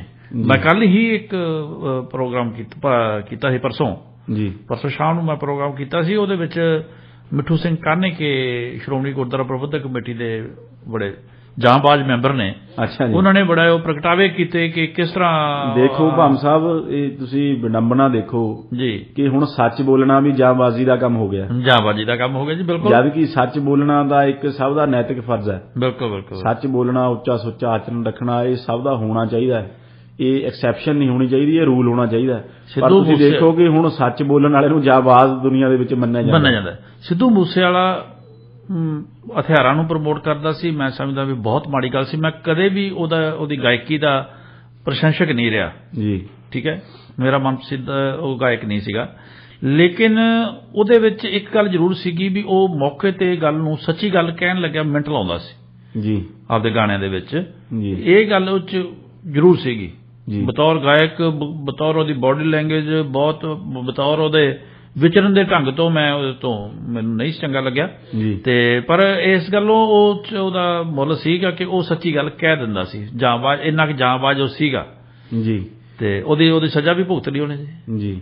ਬਾਕੀ ਭਾਮ ਸਾਹਿਬ, ਜੋ ਗੱਲ ਤੁਸੀਂ ਮੈਨੂੰ ਸਵਾਲ ਪੁੱਛਿਆ ਕਿ ਹਿੰਦੁਸਤਾਨ ਦੇ ਵਿੱਚ ਇੰਨਾ ਬੋਲਬਾਲਾ ਕਿਉਂ ਹੈ, ਜੀ ਜੀ। ਸੋ ਜੋ ਇੱਕ ਆਬਾਦੀ ਹੈ ਏਡੀ ਵੱਡੀ, ਜੀ, ਇਹ ਵੀ ਇੱਕ ਕਾਰਨ ਬਣਦੀ ਹੈ ਜੀ, ਕਿਉਂਕਿ ਇੱਕ ਸਿਸਟਮ ਵਾਸਤੇ ਏਡੀ ਵੱਡੀ ਆਬਾਦੀ ਨੂੰ ਸਾਂਭਣਾ ਕੋਈ ਸੌਖਾ ਕੰਮ ਨਹੀਂ। ਬਿਲਕੁਲ। ਜੋ ਰਿਸੋਰਸ ਹੈ ਉਹ ਥੋੜੇ ਰਹਿ ਜਾਂਦੇ ਆ, ਤੇ ਜੋ ਡਿਮਾਂਡ ਕਰਨ ਵਾਲੇ ਜਦ ਜ਼ਿਆਦਾ ਹੋ ਜਾਂਦੇ ਆ ਜੀ, ਫਿਰ ਉਸ ਦੇ ਵਿੱਚ ਭ੍ਰਸ਼ਟਾਚਾਰ ਪੈਦਾ ਹੁੰਦਾ ਹੈ। ਜੋ ਡਾਰਵਿਨ ਦੀ ਥਿਉਰੀ ਹੈ, ਸਰਵਾਈਵਲ ਆਫ ਦਾ ਫਿਟੈਸਟ ਜੀ, ਇਹ ਜੋ ਉੱਥੇ ਫਿਰ ਇੱਕ ਤਰ੍ਹਾਂ ਦਾ ਜੋ ਜੰਗਲ ਦਾ ਜੋ ਉਹ ਦਿਮਾਗ ਹੈ ਇਨਸਾਨ ਦਾ ਜੋ ਪੁਰਾਣਾ ਜੀ, ਉਹ ਕੰਮ ਕਰਨ ਲੱਗ ਜਾਂਦਾ ਹੈ ਵੀ ਆਪਣਾ ਕੰਮ ਕਢਾਉਣਾ ਕਿਸ ਤਰ੍ਹਾਂ, ਜੋੜ ਤੋੜ ਸੱਜਾ ਖੱਬਾ ਕਰਕੇ ਵੀ ਮੈਂ ਇਹ ਲਾਈਨ ਨੂੰ ਤੋੜ ਕੇ ਅੱਗੇ ਕਿਵੇਂ ਲੰਘਣਾ। ਸੋ ਉਹ ਜਦ ਪ੍ਰਵਿਰਤੀ ਆ ਜਾਂਦੀ ਹੈ, ਕਿਉਂਕਿ ਆਬਾਦੀ ਬੜੀ ਹੈ ਜੀ, 140 ਕਰੋੜ ਦੇ ਕਰੀਬ ਆਬਾਦੀ ਹੈ, ਤੇ ਇੰਨੀ ਆਬਾਦੀ ਦੇ ਵਾਸਤੇ ਜੋ ਸਿਸਟਮ ਬਣਾਉਣਾ ਹੈ, ਉਹ ਸਿਸਟਮ ਦੇ ਵਿੱਚ ਊਣਤਾਈਆਂ ਆਉਂਦੀਆਂ ਨੇ। ਫਿਰ ਉਹ ਊਣਤਾਈਆਂ ਨੂੰ ਓਵਰਕਮ ਕਰਨ ਦੇ ਵਾਸਤੇ ਚਾਹੇ ਉਹ ਅਫਸਰ ਹੈ ਉਹਦਾ ਫਾਇਦਾ ਚੱਕਦੇ ਆ, ਤੇ ਜਿਹੜੇ ਲੋਕ ਹੈ ਉਹ ਫਿਰ ਜੋੜ ਤੋੜ ਤੇ ਜੋ ਸੱਜੇ ਖੱਬੇ ਦੀ ਜੋ ਰਾਜਨੀਤੀ ਹੈ ਜਾਂ ਢੰਗ ਤਰੀਕੇ ਹੈ ਉਹਨਾਂ ਨੂੰ ਅਪਣਾਉਣ ਲੱਗ ਜਾਂਦੇ ਆ। ਤੇ ਦੂਜੇ ਕਲਚਰਲ ਰੀਜ਼ਨਸ ਹਮ ਸਾਹਿਬ, ਜੋ ਇੱਕ ਕਲਚਰ ਦੇ ਵਿੱਚੋਂ ਜੋ ਰੀਜ਼ਨ ਪੈਦਾ ਹੁੰਦੇ ਆ। ਹੁਣ ਦੇਖੋ ਵੀ ਜੇ ਕਰਪਸ਼ਨ ਸ਼ੁਰੂ ਕਿੱਥੋਂ ਹੁੰਦੀ ਹੈ, ਅਸੀਂ ਸਰਕਾਰਾਂ ਨੂੰ ਦੋਸ਼ ਦੇ ਦਿੰਦੇ ਹਾਂ, ਅਸੀਂ ਪੋਲੀਟੀਕਲ ਪਾਰਟੀਆਂ ਨੂੰ ਦੋਸ਼ ਦੇ ਦਿੰਦੇ ਹਾਂ, ਅਸੀਂ ਅਫਸਰਸ਼ਾਹਾਂ ਨੂੰ ਦੋਸ਼ ਦੇ ਦਿੰਦੇ ਹਾਂ। ਪਰ ਭਾਮ ਸਾਹਿਬ, ਕਰਪਸ਼ਨ ਜਾਂ ਬੇਈਮਾਨੀ ਜੀ ਸ਼ੁਰੂ ਉਦਣ ਹੁੰਦੀ ਹੈ ਜਿੱਦਣ ਇੱਕ ਬਾਪ ਆਪਣੇ ਬੱਚੇ ਨੂੰ ਕਹਿੰਦਾ ਹੈ ਕਿ ਫੋਨ ਚੱਕ ਕੇ ਉਹਨੂੰ ਫਲਾਣੇ ਨੂੰ ਕਹਿ ਦੇ ਕਿ ਪਾਪਾ ਘਰੇ ਨਹੀਂ। ਬਿਲਕੁਲ ਬਿਲਕੁਲ, ਬਹੁਤ ਉਸ ਦਿਨ ਕਰਪਸ਼ਨ ਦੀ ਨੀਂਹ ਰੱਖੀ ਜਾਂਦੀ ਹੈ। ਉਸ ਦਿਨ ਉਹ ਬੱਚਾ ਸਿੱਖ ਲੈਂਦਾ ਹੈ ਕਿ ਝੂਠ ਕਿਵੇਂ ਬੋਲਣਾ ਹੈ। ਬਿਲਕੁਲ। ਉਸ ਦਿਨ ਉਹ ਬੱਚਾ ਸਿੱਖ ਲੈਂਦਾ ਹੈ ਕਿ ਲੋਕਾਂ ਨੂੰ ਬੇਵਕੂਫ ਕਿਵੇਂ ਬਣਾਉਣਾ ਹੈ। ਉਸ ਦਿਨ ਉਹ ਬੇਈਮਾਨੀ ਸਿੱਖ ਲੈਂਦਾ ਹੈ। ਉਸ ਦਿਨ ਉਹ ਨੈਤਿਕ ਪਤਨ ਉਸ ਬੱਚੇ ਦਾ ਸ਼ੁਰੂ ਹੋ ਜਾਂਦਾ ਹੈ। ਉਸ ਦਿਨ ਉਹ ਜੋ ਮੈਂ ਨੈਤਿਕ ਕਰਪਸ਼ਨ, ਮੋਰਲ ਕਰਪਸ਼ਨ ਦੀ ਪਹਿਲਾਂ ਗੱਲ ਕੀਤੀ, ਉਸ ਦਿਨ ਉਸ ਦੀ ਸ਼ੁਰੂਆਤ ਹੋ ਜਾਂਦੀ ਹੈ। ਤੇ ਫਿਰ ਭਾਮ ਸਾਹਿਬ, ਜੋ ਆਖਰੀ ਤੇ ਜੋ ਸਭ ਤੋਂ ਜ਼ਰੂਰੀ ਚੀਜ਼ ਹੈ, ਜੋ ਪਦਾਰਥਵਾਦ ਦੇ ਵਿੱਚ ਦੀ ਅੰਨੀ ਰੇਸ ਦੇ ਵਿੱਚ ਅੱਜ ਸਾਡਾ ਸਮਾਜ, ਚਾਹੇ ਉਹ ਭਾਰਤ ਹੋਵੇ, ਚਾਹੇ ਇੱਥੇ ਬਾਹਰਲੇ ਮੁਲਕਾਂ ਦੇ ਵਿੱਚ ਕੈਨੇਡਾ ਹੋਵੇ, ਪਦਾਰਥਵਾਦ ਦੀ ਰੇਸ ਦੇ ਵਿੱਚ ਅਸੀਂ ਇੰਨੇ ਕੁ ਉਲਝ ਗਏ ਹਾਂ ਕਿ ਪੈਸਾ ਹੀ ਪ੍ਰਧਾਨ ਹੋ ਗਿਆ ਹੈ, ਪੈਸਾ ਹੀ ਭਗਵਾਨ ਹੋ ਗਿਆ ਹੈ ਸਭ ਕਾਸੇ ਦਾ ਜੀ। ਪੈਸਾ ਕਮਾਉਣਾ ਤੇ ਕਿਸੇ ਵੀ ਹੱਦ ਤੱਕ ਜਾ ਕੇ ਕਮਾਉਣਾ ਜੀ, ਕੁਝ ਵੀ ਕਰਕੇ ਕਮਾਉਣਾ, ਜਾਇਜ਼ ਨਜਾਇਜ਼ ਢੰਗ ਨਾਲ ਕਮਾਉਣਾ ਜੀ, ਉਹ ਜ਼ਰੂਰੀ ਬਣ ਗਿਆ ਹੈ ਕਿ ਜੋ ਐਂਡ ਹੈ ਜੀ, ਉਹ ਪੈਸਾ ਹੈ। ਜੋ ਉਸ ਨੂੰ ਕਮਾਉਣ ਦੇ ਲਈ ਜੋ ਤੁਸੀਂ ਜ਼ਰੀਏ ਅਪਣਾਏ ਜੀ, ਉਹ ਮੈਟਰ ਨਹੀਂ ਕਰਦੇ। ਤੁਹਾਡੇ ਕੋਲ ਪੈਸਾ ਹੋਣਾ ਚਾਹੀਦਾ, ਜਿਸ ਮਰਜ਼ੀ ਢੰਗ ਤਰੀਕੇ ਨਾਲ ਆਵੇ ਤਾਂ ਜੇ ਸਮਾਜ ਆਏ ਤੁਹਾਡੀ ਬੱਲੇ ਬੱਲੇ ਕਰਦਾ ਜੀ ਜੀ। ਹੁਣ ਦੇਖੋ, ਜਿੰਨੇ ਨਸ਼ੇ ਦੇ ਤਸਕਰ ਜਿੰਨੇ ਫੜੇ ਜਾਂਦੇ ਆ 10 ਨੰਬਰੀ ਇਹ ਬਦਮਾਸ਼ ਹੈ ਜੀ, ਸਮਾਜ ਇਹਨਾਂ ਦਾ ਬਹਿਸ਼ਕਾਰ ਕਰਦਾ ਹੈ। ਸਮਾਜ ਇਹਨਾਂ ਨੂੰ ਕਹਿੰਦਾ ਕਿ ਤੁਸੀਂ ਤਸਕਰ ਹੋ, ਅਸੀਂ ਤੁਹਾਡੇ ਨਾਲ ਮਿਲਵਰਤਨ ਨਹੀਂ ਰੱਖਣਾ, ਤੁਸੀਂ ਗੁੰਡੇ ਬਦਮਾਸ਼ ਹੋ, ਅਸੀਂ ਤੁਹਾਡੇ ਨਾਲ ਮਿਲਵਰਤਨ ਨਹੀਂ ਰੱਖਣਾ, ਤੁਸੀਂ ਗਲਤ ਕੰਮ ਕਰਦੇ ਹੋ। ਸਗੋਂ ਇਹ ਉਹਨਾਂ ਦੀ ਚਾਕਰੀ ਕਰਦੇ ਆ। ਬਿਲਕੁਲ। ਤੁਸੀਂ ਸ਼ਹਿਰਾਂ ਦੇ ਵਿੱਚ ਦੇਖੋ, ਉਹਨੂੰ ਦਲੇਰ ਤੇ ਘੈਂਟ ਉਹਨੂੰ ਪ੍ਰਮੋਟ ਕਰਕੇ ਉਹਨੂੰ ਆਪਣੇ ਮੋਢਿਆਂ ਦੇ ਉੱਤੇ ਚੱਕ ਕੇ ਉਹਨੂੰ ਐਮਐਲਏ ਮੰਤਰੀ ਬਣਾਉਂਦੇ ਆ। ਬਿਲਕੁਲ। ਉਹ ਮਾਝੇ ਦੇ ਇੱਕ ਮੰਤਰੀ ਸੀ, ਉਹਨਾਂ ਦੇ ਬਾਰੇ ਅਕਸਰ ਇਹ ਚਰਚਾ ਚੱਲਿਆ ਕਰਦੀ ਸੀ ਕਿ ਉਹ ਮੰਤਰੀ ਬਣਨ ਤੱਕ ਉਹ ਉੱਥੇ ਮਾਝੇ ਥਾਣਿਆਂ ਦੇ ਵਿੱਚ ਉਹਨਾਂ ਦੀ 10 ਨੰਬਰੀਆਂ ਦੇ ਵਿੱਚ ਤਸਵੀਰ ਲੱਗੀ ਹੁੰਦੀ ਸੀ। ਬਿਲਕੁਲ, ਬਥੇਰੇ ਹੈਗੇ ਜੀ। ਬਾਅਦ ਦੇ ਵਿੱਚ ਤੁਸੀਂ ਜਾਣਦੇ ਹੋ ਵੀ ਉਸ ਮੰਤਰੀ ਦੇ ਉੱਤੇ ਜੋ ਰੇਪ ਦੇ ਵੀ ਐਲੀਗੇਸ਼ਨ ਲੱਗੇ। ਸੋ ਇਸ ਤਰ੍ਹਾਂ ਜੋ ਬੰਦਾ ਇਲਾਕੇ ਦਾ ਜੋ ਗੰਦਾ ਬੰਦਾ ਹੈ, ਜੋ 10 ਨੰਬਰੀਆ, ਬਦਮਾਸ਼, ਬੇਈਮਾਨ, ਕਪਲੇਬਾਜ਼ ਜੀ, ਉਸ ਨੂੰ ਇਹ ਲੋਕ, ਇਹ ਸਮਾਜ ਆਪਣੇ ਸਿਰ ਤੇ ਬਿਠਾ ਕੇ ਉਸ ਨੂੰ ਉੱਪਰ ਤੱਕ ਪਹੁੰਚਾਉਂਦਾ ਹੈ ਤੇ ਫਿਰ ਇਹੀ ਸਮਾਜ ਚੀਕ ਪੁਕਾਰ ਕਰਦਾ ਹੈ ਕਿ ਜੀ ਕਰਪਸ਼ਨ ਬਹੁਤ ਹੋ ਗਈ, ਬੇੜਾ ਗਰਕ ਹੋ ਗਿਆ, ਪੰਜਾਬ ਬਰਬਾਦ ਹੋ ਗਿਆ ਜੀ। ਕਿਉਂ ਅਸੀਂ ਸਹਿਨੇ ਆ ਕਰਪਸ਼ਨ ਨੂੰ ਜੀ, ਤਾਂ ਬਰਬਾਦ ਹੋ ਗਿਆ। ਬਿਲਕੁਲ। ਹੁਣ ਤੁਸੀਂ ਉਹ ਪੰਜਾਬ ਦੀ ਗੱਲ ਛੱਡੋ, ਇੱਥੇ ਸਰੀ ਦੇ ਵਿੱਚ ਬੈਠ ਕੇ ਸਾਡੇ ਲੋਕ ਕਹਿੰਦੇ ਆ ਕਿ ਅਸੀਂ ਪੰਜਾਬ ਬਚਾਉਣਾ ਜੀ। ਇੱਥੇ ਜੋ NRI ਹੈ, ਚਾਹੇ ਸਰੀ ਹੈ, ਚਾਹੇ ਬਾਹਰ ਹੈ ਜੀ, ਉਹਨਾਂ ਦੇ ਵਿੱਚ ਬੜੀ ਆ ਥੀਮ, ਬੜੀ ਚਰਚਾ ਹੁੰਦੀ ਹੈ ਸਾਰਾ ਦਿਨ ਵੀ ਪੰਜਾਬ ਬਚਾਉਣਾ ਹੈ, ਪੰਜਾਬ ਦੇ ਵਿੱਚ ਐਂ ਹੋ ਗਿਆ। ਹੁਣ ਤੁਸੀਂ ਆਪਣੇ ਸ਼ਹਿਰ ਸਰੀ ਦੇ ਵਿੱਚ ਦੇਖੋ ਵੀ ਜੋ ਮੇਅਰ ਹੈ ਉਹਦੇ ਉੱਤੇ ਕਿਸ ਤਰ੍ਹਾਂ ਦੇ ਇਲਜ਼ਾਮ ਲੱਗੇ ਆ। ਬਿਲਕੁਲ। ਕਿਸ ਤਰ੍ਹਾਂ ਦੇ ਉਹਦੇ ਇਲਜ਼ਾਮ ਲੱਗੇ ਆ, ਉਸ ਨੂੰ ਕ੍ਰਿਮੀਨਲੀ ਚਾਰਜ ਕਰ ਲਿਆ ਗਿਆ ਹੈ। ਇੱਕ ਜੋ ਇੰਟੈਗ੍ਰਿਟੀ ਦਾ ਕੁਐਸਚਨ ਹੈ ਬਿਲਕੁਲ ਕਿ ਉਸ ਨੇ ਝੂਠੇ ਇਲਜ਼ਾਮ ਲਾਏ ਮੇਅਰ ਹੁੰਦੇ ਹੋਏ ਕਿਸੇ ਦੇ ਉੱਤੇ, ਗਲਤ ਇਨਫੋਰਮੇਸ਼ਨ ਪੁਲਿਸ ਨੂੰ ਦਿੱਤੀ। ਬਾਕੀ ਹੋਰ ਚਰਚਾ ਚੱਲਦੀ ਹੈ ਕਿ ਸਿਟੀ ਹਾਲ ਦੇ ਵਿੱਚ ਜੋ ਡਿਵੈਲਪਮੈਂਟ ਐਪਲੀਕੇਸ਼ਨਸ ਹੈ ਜਾਂ ਸਿਟੀ ਹਾਲ ਦੇ ਵਿੱਚ ਜੋ ਕਰਪਸ਼ਨ ਹੋ ਰਹੀ ਹੈ ਉਸ ਦੀ ਚਰਚਾ ਘਰ ਘਰ ਹੈ ਭਾਮ ਸਾਹਿਬ। ਬਿਲਕੁਲ। ਪਰ ਤੁਸੀਂ ਦੇਖੋ ਵੀ ਪੰਜਾਬੀ ਭਾਈਚਾਰੇ ਦੇ ਵਿੱਚ, ਸਰੀ ਦੇ ਪੰਜਾਬੀ ਭਾਈਚਾਰੇ ਦੀ ਮੈਂ ਗੱਲ ਕਰਦਾ, ਮੈਂ ਬੜੀ ਸਪਸ਼ਟ ਗੱਲ ਕਰਦਾ, ਕੋਈ ਇਸ ਚੀਜ਼ ਦੇ ਪ੍ਰਤੀ ਕੋਈ ਪ੍ਰਤੀਕਰਮ ਤੁਸੀਂ ਸੁਣਿਆ? ਜਮਾ ਨਹੀਂ। ਬਿਲਕੁਲ। ਕੋਈ ਸਰੀ ਦਾ ਜੋ ਮੀਡੀਆ ਹੈ, ਪੰਜਾਬੀ ਮੀਡੀਆ ਖਾਸ ਕਰਕੇ ਜੋ ਮੇਨ ਸਟ੍ਰੀਮ ਮੀਡੀਆ ਦੇਖੋ, ਉਹ ਕਵਰ ਕਰ ਰਿਹਾ ਸਾਰੀ ਚੀਜ਼ ਨੂੰ। ਹੁਣ ਕੋਰਟ ਦੇ ਵਿੱਚੋਂ ਡਾਕੂਮੈਂਟ ਬਾਹਰ ਆ ਗਏ ਕਿ ਕਿਸ ਤਰ੍ਹਾਂ ਮੇਅਰ ਨੇ ਝੂਠ ਬੋਲਿਆ, ਕਿਸ ਤਰ੍ਹਾਂ ਪੁਲਿਸ ਨੂੰ ਗੁੰਮਰਾਹ ਕਰਨ ਦੀ ਕੋਸ਼ਿਸ਼ ਕੀਤੀ। ਤੇ ਬਾਕੀ ਜੋ ਕਰਪਸ਼ਨ ਹੋ ਰਹੀ ਹੈ ਉਹ ਅਲੱਗ ਹੈ, ਸੋ ਇਹ ਮੀਡੀਆ ਵੀ ਇੱਥੇ ਦਾ ਚੁੱਪ ਹੈ, ਇੱਥੇ ਜੋ ਸਾਡਾ ਪੰਜਾਬੀ ਭਾਈਚਾਰਾ ਹੈ ਉਹ ਵੀ ਚੁੱਪ ਹੈ। ਗੱਲ ਤਾਂ ਜਿਹੜੀ ਚੁੱਪ ਹੈ ਭਾਮ ਸਾਹਿਬ, ਇਹ ਚੁੱਪ ਰਹਿਣਾ ਸਮਰਥਨ ਦੇਣ ਦੇ ਬਰਾਬਰ ਹੈ। ਬਿਲਕੁਲ। ਜੇ ਤੁਸੀਂ ਗਲਤ ਨੂੰ ਗਲਤ ਨਹੀਂ ਕਹਿੰਦੇ, ਜੇ ਤੁਸੀਂ ਇਸ ਕਰਪਸ਼ਨ ਦਾ ਵਿਰੋਧ ਨਹੀਂ ਕਰਦੇ, ਜੇ ਤੁਸੀਂ ਉਸ ਨੂੰ ਅੱਖਾਂ ਦੇ ਅੱਖਾਂ ਵਿੱਚ ਪਾ ਕੇ ਪੁੱਛਦੇ ਨਹੀਂ ਵੀ ਭਾਈ ਤੇਰੇ ਤੇ ਕ੍ਰਿਮੀਨਲ ਚਾਰਜ ਲੱਗਿਆ, ਤੂੰ ਰੈਜ਼ਿਗਨੇਸ਼ਨ ਕਿਉਂ ਨਹੀਂ ਦਿੰਦਾ, ਤੇਰੀ ਹਿੰਮਤ ਕਿਵੇਂ ਹੋਈ ਕਿ ਤੂੰ ਹਜੇ ਕੁਰਸੀ ਤੇ ਚਿੰਬੜਿਆ ਹੋਇਆ। ਬਿਲਕੁਲ। ਜਦੋਂ ਤੱਕ ਤੁਹਾਡਾ ਇਹੋ ਜਿਹਾ ਬਤੀਰਾ ਐਟੀਟਿਊਡ ਨਹੀਂ ਹੁੰਦਾ, ਇਹ ਕਰਪਸ਼ਨ ਬਾਦਸਤੂਰ ਜਾਰੀ ਰਹੂਗੀ ਤੇ ਦਿਨ ਪਰ ਰਾਤ ਵੱਧਦੀ ਰਹੂਗੀ। ਤੁਸੀਂ ਜਿੱਥੇ ਜਾਓਗੇ ਉੱਥੇ ਕਰਪਸ਼ਨ ਇਹ ਹੋਊਗੀ। ਇਹ ਤੁਹਾਨੂੰ ਭ੍ਰਸ਼ਟਾਚਾਰੀਆਂ ਦੀ ਅੱਖਾਂ ਦੇ ਵਿੱਚ ਅੱਖਾਂ ਪਾ ਕੇ ਕਹਿਣਾ ਪੈਣਾ ਹੈ ਕਿ enough is enough, this can not continue. ਜਿਸ ਤਰ੍ਹਾਂ ਦੇ ਸਿਸਟਮ ਤੋਂ ਅਸੀਂ ਉੱਥੋਂ ਭੱਜਣ ਦੀ ਗੱਲ ਕਰਦੇ ਆ, ਉਹ ਸਿਸਟਮ ਹੁਣ ਇੱਥੇ ਜਿਹੜਾ ਉਹ ਪੈਰ ਜਮਾਉਂਦਾ ਜਾ ਰਿਹਾ, ਪੂਰੀ ਤਰ੍ਹਾਂ ਪੈਰ ਜਮਾਉਂਦਾ ਜਾ ਰਿਹਾ ਜੀ। ਤੇ ਫਿਰ ਅਸੀਂ ਬਾਅਦ ਦੇ ਵਿੱਚ ਅਸੀਂ ਦੇਖੋ ਇਹੋ ਜਿਹੀਆਂ ਗੱਲਾਂ ਕਰਦੇ ਹਾਂ ਜੀ ਕਿ ਦੇਖੋ ਜੀ ਉਰੇ ਵੀ ਉਹੀ ਸਿਸਟਮ ਬਣ ਗਿਆ। ਤੇ ਸਿਸਟਮ ਨੂੰ ਬਣਾਉਣ ਵਾਲਾ ਕੌਣ ਹੈ ਜੀ? ਅਸੀਂ ਲੋਕ ਹੀ ਹਾਂ। ਬਿਲਕੁਲ। ਅਸੀਂ ਜਿਹੜੇ ਚੁੱਪ ਰਹਿੰਦੇ ਆ, ਜਿਹੜੇ ਕਰਦੇ ਆ ਕਸੂਰ ਉਹਨਾਂ ਦਾ ਨਹੀਂ ਜੀ। ਜਿਹੜੇ ਚੁੱਪ ਰਹਿ ਕੇ ਉਹਨੂੰ ਸਮਰਥਨ ਦਿੰਦੇ ਆ, ਜਿਹੜੇ ਕਹਿੰਦੇ ਆ ਸਾਨੂੰ ਕੀ ਕੋਈ ਨਾ, ਬਿਲਕੁਲ ਅਸੀਂ ਤਾਂ ਆਪਦਾ ਕੰਮ ਕਰਦੇ ਆ ਜੀ, ਕਮਾਉਨੇ ਆ, ਖਾਂਦੇ ਆ, ਜਿਨ੍ਹਾਂ ਦੀ ਇਹ ਸੋਚ ਹੈ ਅਸਲ 'ਚ ਉਹ ਕਸੂਰਵਾਰ ਹੈ। ਬਿਲਕੁਲ। ਕਿਉਂਕਿ ਜਦ ਇਹ ਇੰਨਾ ਕੁਝ ਹੋ ਗਿਆ, ਇੰਨਾ ਇਖਲਾਕੀ ਗਿਰਾਵਟ ਇੱਥੇ ਆ ਗਈ ਕਿ ਐਥਿਕਸ ਕਮਿਸ਼ਨ ਨੂੰ ਵੀ ਇਹਨੇ ਭੰਗ ਕਰ ਦਿੱਤਾ ਕਿ ਸਾਡੇ 'ਚ ਇਨਕੁਆਇਰੀ ਕੋਈ ਨਾ ਕਰੇ। ਅਸੀਂ ਜੋ ਚਾਹੀਏ ਉਹ ਕਰੀਏ, ਸਾਡੇ ਤੇ ਇਨਕੁਆਇਰੀ ਵੀ ਨਾ ਹੋਵੇ, ਚੈੱਕ ਰੱਖਣ ਵਾਲਾ ਕੋਈ ਨਾ ਹੋਵੇ। ਤੇ ਅਸੀਂ ਜਿਵੇਂ ਰਾਜੇ ਮਹਾਰਾਜੇ, ਜਿਵੇਂ ਕਹਿ ਲਓ ਵੀ ਮਹਾਰਾਜਾ ਭੁਪਿੰਦਰ ਸਿੰਘ ਪਟਿਆਲਾ ਸਟੇਟ ਚਲਾਇਆ ਕਰਦਾ ਸੀ, ਵੀ ਮਹਾਰਾਜਾ ਸਾਹਿਬ ਨੇ ਜੋ ਕਹਿਤਾ ਉਹ ਹਾਲ ਇੱਥੇ ਹੋ ਗਿਆ ਭਾਮ ਸਾਹਿਬ। ਬਿਲਕੁਲ। ਉਹਦਾ ਕੌਣ ਜ਼ਿੰਮੇਵਾਰ ਆ? ਜਿਹੜੇ ਚੁੱਪ ਰਹਿੰਦੇ ਆ ਜੀ, ਉਹ ਜ਼ਿੰਮੇਵਾਰ ਹੈ। ਬਿਲਕੁਲ। ਇਸ ਲਈ ਸਾਡੇ ਸਮਾਜ ਦੇ ਵਿੱਚ ਇਹ ਕਰਪਸ਼ਨ ਕਰ ਰਹੀ ਹੈ। ਮੈਂ ਤੁਹਾਨੂੰ ਦੱਸਦਾ ਜੀ ਲਵਲੀਨ ਜੀ, ਕਿਉਂਕਿ ਬਤੌਰ ਪੱਤਰਕਾਰ ਨਾ ਲੋਕ ਸਾਡੇ ਕੋਲੇ ਸਿਫਾਰਸ਼ਾਂ ਵੀ ਬਹੁਤ ਕਰਾਉਂਦੇ ਸੀਗੇ ਜੀ। ਜਿਹਦਾ ਕਿਸੇ ਦਾ ਕੰਮ ਬੜਿਆ ਹੁੰਦਾ ਸੀ, ਅਗਲਾ ਕਹਿੰਦਾ ਸੀ ਯਾਰ ਵੀ ਇਹ ਤੋਂ ਖਵਾਲੀਏ ਤਾਂ ਪੈਸੇ ਨਹੀਂ ਲੱਗਣੇ। ਰਜਿਸਟਰੀਆਂ ਦੇ ਵਿੱਚ ਪੈਸਾ ਬਹੁਤ ਜ਼ਿਆਦਾ ਚੱਲਦਾ ਹੈ। ਹਾਂਜੀ। ਔਰ ਪਹਿਲੀ ਗੱਲ ਤਾਂ ਕਰਪਸ਼ਨ ਅਸੀਂ ਆਪ ਕਰਦੇ ਹਾਂ ਪਹਿਲਾਂ ਕਿ ਅਸੀਂ 10 ਲੱਖ ਦੀ ਜ਼ਮੀਨ ਹੈ ਜਿਹੜੀ, ਉਹਦਾ ਅਸੀਂ ਲੱਖ ਸਵਾ ਲੱਖ ਰੁਪਏ ਦੀ ਰਜਿਸਟਰੀ ਕਰਾਉਣੇ ਆ ਜੀ। ਉਹਦੀ ਜੋ ਸਟੈਂਪ ਡਿਊਟੀ ਤੋਂ ਬਚਣ ਵਾਸਤੇ ਉਹ ਅਸੀਂ ਕਰਦੇ ਹਾਂ। ਤੇ ਅਸੀਂ ਫਿਰ ਕਿਉਂਕਿ ਇਸ ਚੀਜ਼ ਦਾ ਫਾਇਦਾ ਫਿਰ ਉਹ ਅਫਸਰ ਉਠਾਉਂਦੇ ਆ, ਉਹ ਆਂਦੇ ਵੀ ਇੱਥੇ ਤਾਂ 10 ਲੱਖ ਰੁਪਏ ਦਾ ਰੇਟ ਹੈ ਤੇ ਤੂੰ ਸਵਾ ਲੱਖ ਦੀ ਕਰਾਈ ਜਾਂਦਾ, ਵੀ ਨਹੀਂ ਇੰਨੇ ਪੈਸੇ ਲੱਗਣਗੇ, ਉਹ ਦੇਣੇ ਪੈਂਦੇ ਨੇ। ਫਿਰ ਉਹ ਸਾਡੇ ਕੋਲੇ ਆਉਂਦੇ ਵੀ ਸਾਨੂੰ ਕਹਿੰਦੇ ਸੀ ਵੀ ਤੁਸੀਂ ਤਹਿਸੀਲਦਾਰ ਨੂੰ ਮਾੜਾ ਜਿਹਾ ਮਾਰਿਓ ਜੀ ਫੋਨ। ਚਲੋ ਕਰਨਾ ਵੀ ਪੈਂਦਾ ਸੀ ਲਿਹਾਜ਼ ਵਾਲੇ ਥਾਂ ਤੇ ਨਾ, ਕਿ ਤਹਿਸੀਲਦਾਰ ਨੂੰ ਕਹਿਣਾ ਤਹਿਸੀਲਦਾਰ ਸਾਹਿਬ ਇਹ ਬੰਦਾ ਮੇਰਾ ਆਉਂਦਾ ਜੀ ਤੇ ਇਹਦੀ ਰਜਿਸਟਰੀ ਕਰ ਦਿਓ ਜੀ। ਬਸ ਇੰਨਾ ਹੀ ਕਹਿਣ ਦੀ ਲੋੜ ਹੁੰਦੀ ਸੀ। ਉਹਨੂੰ ਪਤਾ ਹੁੰਦਾ ਸੀ ਵੀ ਇਹ ਫੋਨ ਰਜਿਸਟਰੀ ਤਾਂ ਹੋ ਹੀ ਜਾਣੀ ਹੈ, ਵੀ ਰਜਿਸਟਰੀ ਕਾਹਦੇ ਵਾਸਤੇ ਮੈਨੂੰ ਆਖਿਆ ਗਿਆ। ਇੱਕ ਵਾਰੀ ਮੰਤਰੀ ਜੀ ਆ ਗਏ ਸਾਡੇ। ਅੱਛਾ ਜੀ। ਅਕਾਲੀ ਦਲ ਦੀ ਸਰਕਾਰ ਸੀਗੀ, ਮੰਤਰੀ ਜੀ ਆ ਗਏ। ਹਾਂਜੀ। ਮਰਹੂਮ ਮੰਤਰੀ ਹੁਣ ਉਹ ਵੀ। ਅੱਛਾ ਜੀ। ਤੇ ਉਹ ਆਏ ਤੇ ਮੀਟਿੰਗ ਹੋਈ, ਵਿੱਚ ਮੈਂ ਵੀ ਬੈਠਾ ਸੀ, ਮੀਟਿੰਗ ਦੇ ਅਫਸਰ ਬੈਠੇ, DC ਬੈਠਾ, ਤਹਿਸੀਲਦਾਰ ਬੈਠੇ ਸਾਰੇ।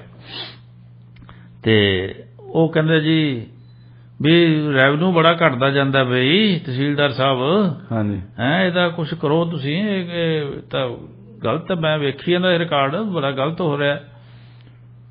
ਉਹਦੇ ਮੂੰਹ ਨਿਕਲ ਗਿਆ ਵੀ ਜਨਾਬ ਕੀ ਕਰੀਏ ਜੀ। ਫਿਰ ਉਹ ਆਉਣ ਜੀ ਪੱਤਰਕਾਰ ਵੀ ਆ ਜਾਂਦੇ ਆ ਜੀ, ਫਿਰ ਇਹਨਾਂ ਦੀਆਂ ਵੀ ਰਜਿਸਟਰੀਆਂ ਹੁੰਦੀਆਂ ਜੀ, ਫਿਰ ਇਹ ਸਿਫਾਰਸ਼ਾਂ ਕਰ ਦਿੰਦੇ ਆ ਜੀ। ਤੇ ਮੰਤਰੀ ਜੀ ਕੋ ਕੀ ਕਹਿੰਦੇ ਬਈ ਯਾਰ ਆਏ ਨਾ ਕਰਿਆ ਕਰੋ ਤੁਸੀਂ, ਤੇ ਤੁਸੀਂ ਆਪਦੀ ਕਰਵਾ ਲਿਆ ਕਰੋ ਤੇ ਗਾਹ ਨਾ ਕਿਸੇ ਦਾ ਆਖਿਆ ਕਰੋ। ਅੱਛਾ ਜੀ। ਕੋਈ ਨਾ ਬੋਲਿਆ ਜੀ। ਮੈਂ ਫਿਰ ਮੇਰੇ ਚੋਂ ਸੀਗੀ ਕਿ ਸਪਿਰਟ ਕਹਿ ਲਓ ਜਾਂ ਕੀੜਾ ਸੀਗਾ। ਮੈਂ ਉਹਨੂੰ ਕਹਿਤਾ, ਮੈਂ ਕਿਹਾ ਜੀ ਵੀ ਉਹ ਕੁਹਾੜ ਸਾਹਿਬ ਸੀਗੇ, ਅਜੀਤ ਸਿੰਘ ਕੁਹਾੜ ਮੰਤਰੀ ਸੀਗੇ, ਹੁਣ ਤਾਂ ਨਹੀਂ ਰਹੇ। ਅੱਛਾ ਜੀ। ਮੈਂ ਕਿਹਾ ਕੁਹਾੜ ਸਾਹਿਬ ਮੈਂ ਇੱਕ ਜਾਣਨਾ ਚਾਹੁੰਦਾ ਵੀ ਤੁਸੀਂ ਇਹ ਗੱਲ ਜਿਹੜੀ ਕਿਸ ਸੰਦਰਭ 'ਚ ਆਖੀ ਹੈ। ਕਹਿੰਦਾ ਜੀ ਮੈਂ ਤਾਂ ਸੁਧਾਰਨ ਦੀ ਗੱਲ ਆਖੀ ਹੈ ਵੀ ਤੁਸੀਂ ਆਪਦੀ ਰਜਿਸਟਰੀ ਕਰਾ ਲਿਆ ਕਰੋ, ਕੋਈ ਸਮੱਸਿਆ ਨਹੀਂ ਗਈ, ਤੇ ਵੀ ਤੁਸੀਂ ਗਾਹ ਨਾ ਕਿਸੇ ਦਾ ਆਖਿਆ ਕਰੋ। ਮੈਂ ਕਿਹਾ ਵੀ ਗਾਹ ਕੀ ਨਾ ਆਖਿਆ ਕਰੀਏ, ਅਸੀਂ ਗਾਹ ਕੀ ਕਹਿੰਦੇ ਹਾਂ, ਅਸੀਂ ਜਦੋਂ ਇਹਨਾਂ ਨੂੰ ਸਿਫਾਰਿਸ਼ ਕਰਦੇ ਹਾਂ ਅਸੀਂ ਕੀ ਕਹਿ ਕੇ ਸਿਫਾਰਿਸ਼ ਕਰਦੇ ਹਾਂ, ਇਹਨਾਂ ਨੂੰ ਪੁੱਛੋ ਜੀ। ਤਾਂ ਮੈਂ ਦੱਸਦਾ। ਉਹ ਕੋਈ ਨਾ ਬੋਲਿਆ। ਮੈਂ ਕਿਹਾ ਮੈਂ ਦੱਸਦਾ। ਮੈਂ ਕਿਹਾ ਅਸੀਂ ਇਹਨਾਂ ਨੂੰ ਕਹਿੰਦੇ ਵੀ ਯਾਰ ਇਹ ਬੰਦਾ ਆਉਂਦਾ ਇਹਦੀ ਰਜਿਸਟਰੀ ਕਰ ਦਿਓ। ਇਹਦੀ ਰਜਿਸਟਰੀ ਕਰਨ ਦਾ ਮਤਲਬ ਇਹ ਨਹੀਂ ਹੈ ਵੀ ਅਸੀਂ ਕਹਿੰਦੇ ਵੀ ਇਹਨੂੰ ਸਰਕਾਰੀ ਫੀਸ ਨਾ ਲਾਓ, ਜਾਂ ਜਿਹੜੀ ਬਣਦੀਆਂ ਫੀਸਾਂ ਜਿਹੜੀਆਂ ਸਰਕਾਰ ਦਾ ਨਿਯਮ ਹੈ ਵੀ ਉਹ ਤੁਸੀਂ ਨਾ ਲਓ। ਅਸੀਂ ਉਹਨਾਂ ਨੂੰ ਇਹੀ ਕਹਿੰਦੇ ਵੀ ਜਿਹੜੇ ਤੁਸੀਂ ਲੈਣੇ ਨਾ ਯਾਰ ਉਹ ਛੱਡ ਦਿਓ ਜੀ। ਤੁਸੀਂ ਤੁਹਾਡੇ ਕਹਿਣ ਦਾ ਮੈਂ ਕਿਹਾ ਮਤਲਬ ਇਹ ਅਸੀਂ ਮੰਨ ਲਈਏ ਵੀ ਤੁਸੀਂ ਕਹਿੰਦੇ ਵੀ ਉਹ ਦੂਜਿਆਂ ਦੀ ਰਿਸ਼ਵਤ ਲੈਣ ਦਿਆ ਕਰੀਏ, ਅਸੀਂ ਆਪਦੀ ਛੁਡਵਾ ਲਿਆ ਕਰੀਏ ਇਕੱਲਿਆਂ ਦੀ। ਅੱਛਾ ਉਹ ਫਸ ਗਿਆ ਜੀ। ਹੁਣ ਗੱਲ ਨਾ ਆਵੇ। ਡੀਸੀ ਨੇ ਵੀ ਮੂੰਹ ਤੇ ਹੱਥ ਰੱਖ ਲਿਆ ਤੇ ਹੱਸਣ ਲੱਗ ਪਿਆ। ਸਾਰੇ ਹੱਸਣ ਲੱਗ ਪਏ ਵੀ ਯਾਰ ਇਹ ਕੀ ਹੋ ਗਿਆ ਵੀ ਮੰਤਰੀ ਕਰਪਸ਼ਨ ਪ੍ਰਮੋਟ ਕਰ ਰਿਹਾ, ਤੇ ਉਹ ਫਸ ਗਿਆ। ਹਾਂਜੀ ਠੀਕ ਹੈ ਨਾ। ਔਰ ਇਸ ਤਰ੍ਹਾਂ ਦੀ ਮਤਲਬ ਕਿ ਜਦੋਂ ਮੰਤਰੀ ਵੇਖੋ ਪਬਲਿਕਲੀ ਮੀਟਿੰਗ ਦੇ ਵਿੱਚ ਇਹ ਗੱਲ ਕਹਿ ਰਿਹਾ ਵੀ ਯਾਰ ਰੈਵਨਿਊ ਘਟ ਰਿਹਾ, ਤੇ ਤੁਸੀਂ ਰੈਵਨਿਊ ਦਾ ਮਤਲਬ ਉਹਦਾ ਆਪਦਾ ਰੈਵਨਿਊ ਘਟ ਰਿਹਾ ਸੀ ਜੀ। ਔਰ ਇੱਕ ਮੈਂ ਛੋਟੀ ਜਿਹੀ ਗੱਲ ਹਾਂਜੀ ਵੀ ਇਹ ਗੱਲ ਨਹੀਂ ਹੈ ਵੀ ਸਾਡੇ 'ਚ ਕਸੂਰ ਨਹੀਂ ਹੁੰਦਾ। ਹਾਂਜੀ ਸਾਡੇ ਕਸੂਰ ਵੀ ਸਾਡੀਆਂ ਇਹ ਸਿਫਾਰਿਸ਼ਾਂ ਕਰਵਾ ਕੇ ਮੇਰੇ ਹੀ ਇੱਕ ਨੇੜੇ ਦਾ ਰਿਸ਼ਤੇਦਾਰ ਹਾਂਜੀ ਠੀਕ ਹੈ ਉਹਨੇ ਇੱਕ ਕੰਮ ਫੜ ਲਿਆ।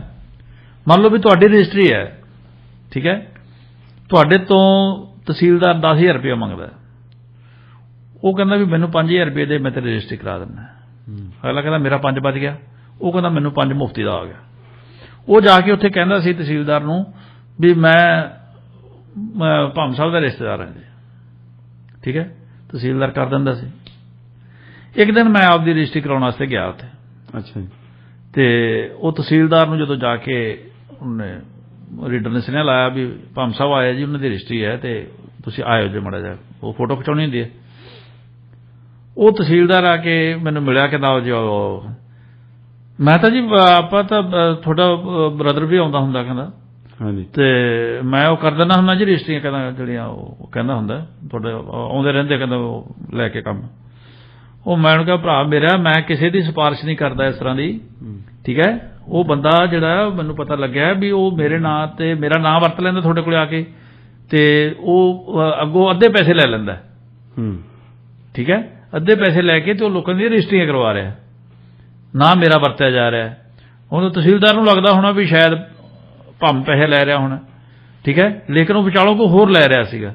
ਮੈਂ ਫਿਰ ਉਹਨੂੰ ਆਖਿਆ, ਮੈਂ ਕਿਹਾ ਵੀ ਜਦੋਂ ਵੀ ਕੋਈ ਬੰਦਾ ਇਸ ਤਰ੍ਹਾਂ ਮੇਰਾ ਨਾਂ ਆ ਕੇ ਵਰਤਦਾ ਤੁਸੀਂ ਉਹਨੂੰ ਕਹੋ ਵੀ ਉਹਦੇ ਨਾਲ ਮੇਰੀ ਗੱਲ ਕਰਵਾ ਦਿਓ ਜੀ, ਬਸ ਸਿੱਧਾ ਫਾਰਮੂਲਾ। ਮੈਂ ਕਿਹਾ ਮੇਰੇ ਨਾਲ ਗੱਲ ਕੋਈ ਕਰਾਉਂਦਾ ਹੀ ਨਹੀਂ ਠੀਕ ਹੈ ਨਾ।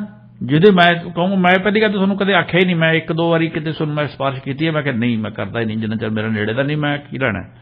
ਐਂ ਤਾਂ ਮੇਰੇ ਕੋਲ ਹਰੇਕ ਤੁਰਿਆ ਹੋਊਗਾ, ਮੈਂ ਕੋਈ ਰਾਜਨੀਤਿਕ ਥੋੜਾ ਬੰਦਾ ਵੀ ਮੈਂ ਕੋਈ ਵੋਟਾਂ ਲੈਣੀਆਂ ਨੇ, ਤੇ ਵੀ ਤੁਸੀਂ ਇਹਨੂੰ ਮੈਂ ਕਿਹਾ ਜੋ ਅੱਗੇ ਤੋਂ ਇਹ ਗੱਲ ਤੁਸੀਂ ਨਿਯਮ ਬਣਾ ਲਓ ਵੀ ਅੱਗੇ ਤੋਂ ਮੇਰੇ ਤੋਂ ਪੁੱਛੇ ਬਿਨਾ ਮੇਰੇ ਨਾਂ ਤੇ ਕੋਈ ਗੱਲ ਨਹੀਂ ਕਰਨੀ ਤੁਸੀਂ। ਬਲਕਿ ਇਸ ਤਰ੍ਹਾਂ ਮਤਲਬ ਜੇ ਆਪਾਂ ਕਹੀਏ ਤੇ ਕਰਪਸ਼ਨ ਦੇ ਤਰੀਕੇ ਹੋਰ ਵੀ ਨਵੇਂ ਜੋੜ ਤੋੜ ਕਰਕੇ ਜੋ ਆਪਾਂ ਪਹਿਲਾਂ ਚਰਚਾ ਕੀਤੀ ਵੀ ਜੋ ਸਿਸਟਮ ਦੇ ਲੂਪ ਹੋਲਸ ਆ ਜੀ ਜੀ ਉਹਨੂੰ ਐਕਸਪਲੋਇਟ ਕਰਕੇ ਵੀ ਨਵੇਂ ਢੰਗ ਕਰਪਸ਼ਨ ਦੇ ਲੱਭੇ ਜਾਂਦੇ ਜੀ ਜੀ ਜੀ ਹਾਂਜੀ। ਸੋ ਇੱਕ ਬ੍ਰੇਕ ਦਾ ਵੇਲਾ ਹੋ ਗਿਆ ਜੀ, ਬ੍ਰੇਕ ਲੈ ਲਈਏ। ਅੱਜ ਸਾਨੂੰ ਗੱਲਾਂ ਬਾਤਾਂ ਦੇ ਵਿੱਚ ਪਤਾ ਹੀ ਨਹੀਂ ਲੱਗਿਆ ਵੀ ਟਾਈਮ ਕਦੋਂ ਲੰਘ ਗਿਆ ਜੀ। ਲਵਲੀਨ ਜੀ ਇੱਕ ਦੱਸੋ ਕਿ ਇਤਿਹਾਸ ਦੇ ਵਿੱਚ ਜਿਹੜਾ ਭ੍ਰਿਸ਼ਟਾਚਾਰ ਹੈ ਇਹਦੀ ਕਿਹੋ ਜਿਹੀਆਂ ਉਦਾਹਰਨਾਂ ਮਿਲਦੀਆਂ ਜਾਂ ਸਮੇਂ ਸਿਰ ਜਿਹੜੇ ਵੱਖ-ਵੱਖ ਹੁਕਮਰਾਨਾਂ ਨੇ ਇਹਦਾ ਕਿਵੇਂ ਹੱਲ ਕੱਢਦੇ ਰਹੇ ਆ ਜੀ, ਕਿਉਂਕਿ ਇਹ ਤਾਂ ਬੜੀ ਵੱਡੀ ਸਮੱਸਿਆ ਹੈ ਜਿਹਦੇ ਨਾਲ ਪੂਰੇ ਸਿਸਟਮ ਦੇ ਵਿੱਚ ਖਲਾਰਾ ਪੈਦਾ ਹੁੰਦਾ ਹੈ। ਉਹ ਖਿਲਾਰੇ ਨੂੰ ਸਮੇਟਣਾ ਵੀ ਤਾਂ ਪੈਂਦਾ ਨੇ ਜੀ ਭਾਮ ਸਾਹਿਬ, ਜੋ ਇਹ ਕਰਪਸ਼ਨ ਦੀ ਸਮੱਸਿਆ ਹੈ ਇਹ ਦੇਖੋ ਅੱਜ ਦੀ ਸਾਡੇ ਸਾਹਮਣੇ ਨਹੀਂ, ਇਹ ਹਜ਼ਾਰ ਸਾਲ ਤੋਂ ਜਦ ਤੋਂ ਮਨੁੱਖ ਨੇ ਆਪਣੇ ਆਪ ਨੂੰ ਆਰਗੇਨਾਈਜ਼ ਕੀਤਾ, ਸਟੇਟ ਦੇ ਵਿੱਚ ਇੱਕ ਸਿਸਟਮ ਬਣਾਇਆ, ਉਦੋਂ ਦੀ ਕਰਪਸ਼ਨ ਦੀ ਜੋ ਸਮੱਸਿਆ ਉਹ ਸਟੇਟ ਦੇ ਅੱਗੇ, ਸਿਸਟਮ ਦੇ ਅੱਗੇ, ਹੁਕਮਰਾਨਾਂ ਦੇ ਅੱਗੇ ਆਉਂਦੀ ਰਹੀ ਹੈ ਜੀ। ਜੋ ਜੇ ਹਿੰਦੁਸਤਾਨ ਦੀ ਮੈਂ ਗੱਲ ਕਰਾਂ ਤਾਂ ਹਿੰਦੁਸਤਾਨ ਦੇ ਵਿੱਚ ਅੱਜ ਤੋਂ ਲਾ ਲਓ ਕਿ ਕਰੀਬ 2000 ਸਾਲ ਪਹਿਲਾਂ ਕੌਟਲਿਆ ਨੇ ਜੋ ਅਰਥ ਸ਼ਾਸਤਰ ਲਿਖਿਆ ਜੀ, ਜੋ ਕਿ ਮੌਰਿਆ ਸਾਮਰਾਜ ਦਾ ਇੱਕ ਤਰ੍ਹਾਂ ਦਾ ਸੰਵਿਧਾਨ ਸੀ ਜੀ ਜੀ, ਜਿਸ ਤੋਂ ਸੇਧ ਲੈ ਕੇ ਜੋ ਮੌਰਿਆ ਸਮਾਜ ਹੈ ਉਹ ਆਪਣਾ ਸਟੇਟ ਚਲਾਇਆ ਕਰਦਾ ਸੀ, ਆਪਣਾ ਰਾਜ ਭਾਗ ਚਲਾਇਆ ਕਰਦਾ ਸੀ ਜੀ। ਸੋ ਉਹਦੇ ਵਿੱਚ ਕੌਟਲਿਆ ਲਿਖਦਾ ਹੈ ਅਰਥ ਸ਼ਾਸਤਰ ਦੇ ਵਿੱਚ, ਉਹ ਮਨੁੱਖ ਦੇ ਸੁਭਾਅ ਤੋਂ ਸ਼ੁਰੂਆਤ ਕਰਦਾ ਹੈ ਭਾਮ ਸਾਹਿਬ ਜੀ, ਕਿਉਂਕਿ ਜੋ ਸਭ ਕਾਸੇ ਦੀ ਜੜ ਹੈ ਜੀ ਸਮਾਜ ਦੇ ਵਿੱਚ, ਉਹ ਮਨੁੱਖ ਦਾ ਨੇਚਰ ਆਫ ਮੈਨ ਹੈ, ਹਿਊਮਨ ਨੇਚਰ ਹੈ, ਜੋ ਉਹ ਸਭ ਕਾਸੇ ਦੀ ਜੜ ਹੈ, ਜੋ ਚਾਹੇ ਕਰਪਸ਼ਨ ਹੈ, ਚਾਹੇ ਕ੍ਰਾਈਮ ਹੈ, ਚਾਹੇ ਕੋਈ ਹੋਰ ਚੀਜ਼ ਹੈ ਸਮਾਜ ਦੇ ਵਿੱਚ ਜੋ ਹੋ ਰਹੀ ਜੀ, ਕਿਉਂਕਿ ਜੋ ਬਿਲਡਿੰਗ ਬਲਾਕ ਹੈ ਜੀ ਉਹ ਇੱਕ ਮਨੁੱਖ ਹੈ ਜੀ। ਜਿਸ ਤਰ੍ਹਾਂ ਇੱਟਾਂ ਤੋਂ ਇੱਕ ਮਕਾਨ ਬਣਦਾ ਹੈ ਜੀ, ਉਸੇ ਤਰ੍ਹਾਂ ਜੋ ਮਨੁੱਖ ਹੈ ਸਮਾਜ ਦੇ ਵਿੱਚ ਉਹ ਇੱਕ ਇੱਟ ਦੀ ਤਰ੍ਹਾਂ ਹੈ, ਉਹ ਮਨੁੱਖ ਜੁੜ ਕੇ ਹੀ ਇੱਕ ਸਮਾਜ ਬਣਾਉਂਦੇ ਆ। ਤਾਂ ਜੋ ਇੱਕ ਮਨੁੱਖ ਦੀ ਸੋਚ ਹੈ ਉਹ ਜਦ ਸਮਾਜ ਦੇ ਵਿੱਚ ਉਹ ਸਿਰਫ ਇੱਕ ਦੀ ਸੋਚ ਨਹੀਂ ਹੁੰਦੀ ਜੀ, ਉਹ ਜੋ 70-80% ਜੋ ਸਾਡੀ ਕਾਮਨ ਕੌਨਸ਼ੀਅਸਨੈਸ ਜਿਹਨੂੰ ਅਸੀਂ ਕਹਿੰਦੇ ਹਾਂ ਇੰਗਲਿਸ਼ ਦੇ ਵਿੱਚ, ਇੱਕ ਸਾਡੀ ਕਲੈਕਟਿਵ ਸੋਚ ਹੁੰਦੀ ਹੈ, ਉਹ ਬਣ ਜਾਂਦੀ। ਜਿਸ ਤਰ੍ਹਾਂ ਅਸੀਂ ਕਿਹਾ ਵੀ ਕਰਪਸ਼ਨ ਹੈ ਉਹ ਕਲੈਕਟਿਵਲੀ ਸਮਾਜ ਨੂੰ ਅਸੈਪਟ ਕਰਦਾ। ਸੋ ਕਹਿੰਦਾ ਜੋ ਮਨੁੱਖ ਦਾ ਸੁਭਾਅ ਹੈ ਉਹ ਬੜਾ ਅਸਥਿਰ ਹੈ ਜੀ, ਇਸ ਲਈ ਜੋ ਸਰਕਾਰੀ ਅਫਸਰ ਹੈ ਉਹਨਾਂ ਦੀ ਉਹ ਗੱਲ ਕਰਦਾ ਹੈ, ਜੋ ਉਹਨਾਂ ਨੇ ਬੜੀ ਵੱਡੀ ਅਫਸਰਸ਼ਾਹੀ ਬਣਾਈ ਹੋਈ ਸੀ ਮੌਰਿਆ ਸਾਮਰਾਜ ਦੇ ਵਿੱਚ ਜੀ। ਉਹ ਕਹਿੰਦਾ ਹੈ ਕਿ ਜਿਹੜੀ ਜੀਭ ਦੇ ਉੱਤੇ ਜੋ ਸ਼ਹਿਦ ਹੈ ਜੀ ਉਹ ਪਿਆ ਇਹਨਾਂ ਦੇ ਜੀ, ਕੋਈ ਕਦੇ ਵੀ ਉਸ ਸ਼ਹਿਦ ਨੂੰ ਇਹ ਚੱਖ ਸਕਦੇ ਆ ਜੀ। ਸੋ ਇਸ ਲਈ ਉਹਨੇ ਕਿਹਾ ਕਿ ਜੋ ਇਹਨਾਂ ਦੇ ਉੱਤੇ ਜੋ ਅਫਸਰਸ਼ਾਹੀ ਹੈ, ਜੋ ਬਿਊਰੋਕ੍ਰੇਸੀ ਹੈ ਜੀ, ਇਹਨਾਂ ਦੇ ਉੱਤੇ ਕੜੀ ਨਿਗਰਾਨੀ ਰੱਖਣਾ ਬੜਾ ਜ਼ਰੂਰੀ ਹੈ ਜੀ ਜੀ ਬਿਲਕੁਲ, ਕਿਉਂਕਿ ਮਨੁੱਖ ਕਦੇ ਵੀ ਡੋਲ ਸਕਦਾ ਹੈ ਤੇ ਕਦੇ ਵੀ ਉਹਦਾ ਉਹ ਸ਼ਹਿਦ ਚੱਖਣ ਨੂੰ ਜੀ ਕਰ ਸਕਦਾ ਹੈ ਜਿਹੜਾ ਉਹਦੇ ਆਸ-ਪਾਸ ਹੀ ਪਿਆ ਜੀ। ਸੋ ਉਸਨੇ 40 ਤਰ੍ਹਾਂ ਦੇ ਜੋ ਘੁਟਾਲੇ ਹੈ ਜੀ ਉਹਨਾਂ ਦਾ ਵਰਣਨ ਅਰਥ ਸ਼ਾਸਤਰ ਦੇ ਵਿੱਚ ਕੀਤਾ ਕਿ ਪੈਸੇ ਖਾਣ ਦੇ ਜੋ 40 ਤਰੀਕੇ ਹੈ, ਅੱਛਾ ਅੱਛਾ, ਕਿਸ ਤਰ੍ਹਾਂ ਨਾਲ ਜੋ ਸਰਕਾਰੀ ਅਫਸਰ ਹੈ, ਬਿਊਰੋਕ੍ਰੇਸੀ ਹੈ, ਉਹ ਬੇਈਮਾਨੀ ਕਰ ਸਕਦੀ ਹੈ। ਮੇਰਾ ਖਿਆਲ ਹੈ ਜੇ ਇਸ ਤੇ ਕਿਤਾਬ ਲਿਖੀ ਜਾਵੇ ਵੀ ਕਰਪਸ਼ਨ ਕਿਵੇਂ ਕੀਤੀ ਜਾ ਸਕਦੀ ਹੈ, ਵਿਕੂ ਤਾਂ ਬਹੁਤ ਜੀ। ਆਹ ਦੇਖ ਲਓ ਭਾਵੇਂ ਤੁਹਾਡੇ ਸਾਹਮਣੇ ਅਰਥ ਸ਼ਾਸਤਰਾ ਜੇ ਕੌਟਲਿਆ ਲਿਖ ਗਿਆ। ਹਾਂਜੀ ਹਾਂ, ਗੱਲ ਤਾਂ ਇਹ ਹੈ ਕਿ ਮੈਂ ਹਮੇਸ਼ਾ ਮੇਰਾ ਇਹ ਥੀਮ ਹੁੰਦਾ ਗੱਲਬਾਤ ਦਾ ਕਿ ਅਸੀਂ ਆਪਣਾ ਇਤਿਹਾਸ, ਜੋ ਸਾਡਾ ਸੰਸਕ੍ਰਿਤੀ, ਸਾਡੀ ਸੱਭਿਅਤਾ, ਜੋ ਸਾਡੀ ਧਰੋਹਰ ਹੈ ਜੀ, ਅਸੀਂ ਉਸ ਵੱਲ ਦੇਖਦੇ ਨਹੀਂ। ਅਸੀਂ ਕਹਿੰਦੇ ਜੋ ਵੈਸਟਰਨ ਥਿੰਕਰ ਨੇ, ਵੈਸਟਰਨ ਫਿਲਾਸਫਰ ਨੇ, ਉਹ ਬਹੁਤ ਤਕੜੇ ਨੇ ਜੀ ਜੀ। ਤੁਸੀਂ ਮੈਨੂੰ ਦੱਸੋ ਵੀ ਕਿਹੜੇ ਵੈਸਟਰਨ ਫਿਲਾਸਫਰ ਨੇ ਤੋਂ ਘਪਲੇਬਾਜ਼ੀ ਦੇ 40 ਤਰੀਕੇ ਲਿਖੇ ਆ ਕਿਤਾਬ ਦੇ ਵਿੱਚ। ਬਿਲਕੁਲ ਵੀ ਇਸ ਤਰ੍ਹਾਂ ਜੋ ਕਰਪਸ਼ਨ ਹੋ ਸਕਦੀ ਹੈ ਤੇ ਉਹਨੂੰ ਰੋਕਿਆ ਕਿਵੇਂ ਜਾ ਸਕਦਾ ਜੀ ਜੀ ਜੀ। ਫਿਰ ਉਹਨੂੰ ਰੋਕਣ ਵਾਸਤੇ ਕੌਟਲਿਆ ਕਹਿੰਦਾ ਹੈ ਜੀ ਅਰਥ ਸ਼ਾਸਤਰ ਦੇ ਵਿੱਚ ਕਿ ਉਹਨਾਂ ਦੇ ਉੱਤੇ ਭਾਰੀ ਜੁਰਮਾਨੇ ਕੀਤੇ ਜਾਣ ਜੇ ਕੋਈ ਘਪਲੇਬਾਜ਼ ਜੀ, ਜੇ ਕੋਈ ਕਰਪਟ ਬੰਦਾ ਲਿਖ ਕੇ ਚੜ੍ਹਦਾ ਤੇ ਉਸ ਦੇ ਲਈ ਉਹਨੇ ਫਿਰ ਕਿਹਾ ਕਿ ਜੋ ਜਾਸੂਸੀ ਦਾ ਤੰਤਰ ਹੈ ਜੀ, ਇੰਟੈਲੀਜੈਂਸ ਹੈ ਜੀ, ਉਹਦਾ ਬਹੁਤ ਬੜਾ ਹੱਥ ਹੈ ਜਿਹੜਾ ਕਰਪਸ਼ਨ ਨੂੰ ਹਟਾਉਣ ਦੇ ਵਿੱਚ।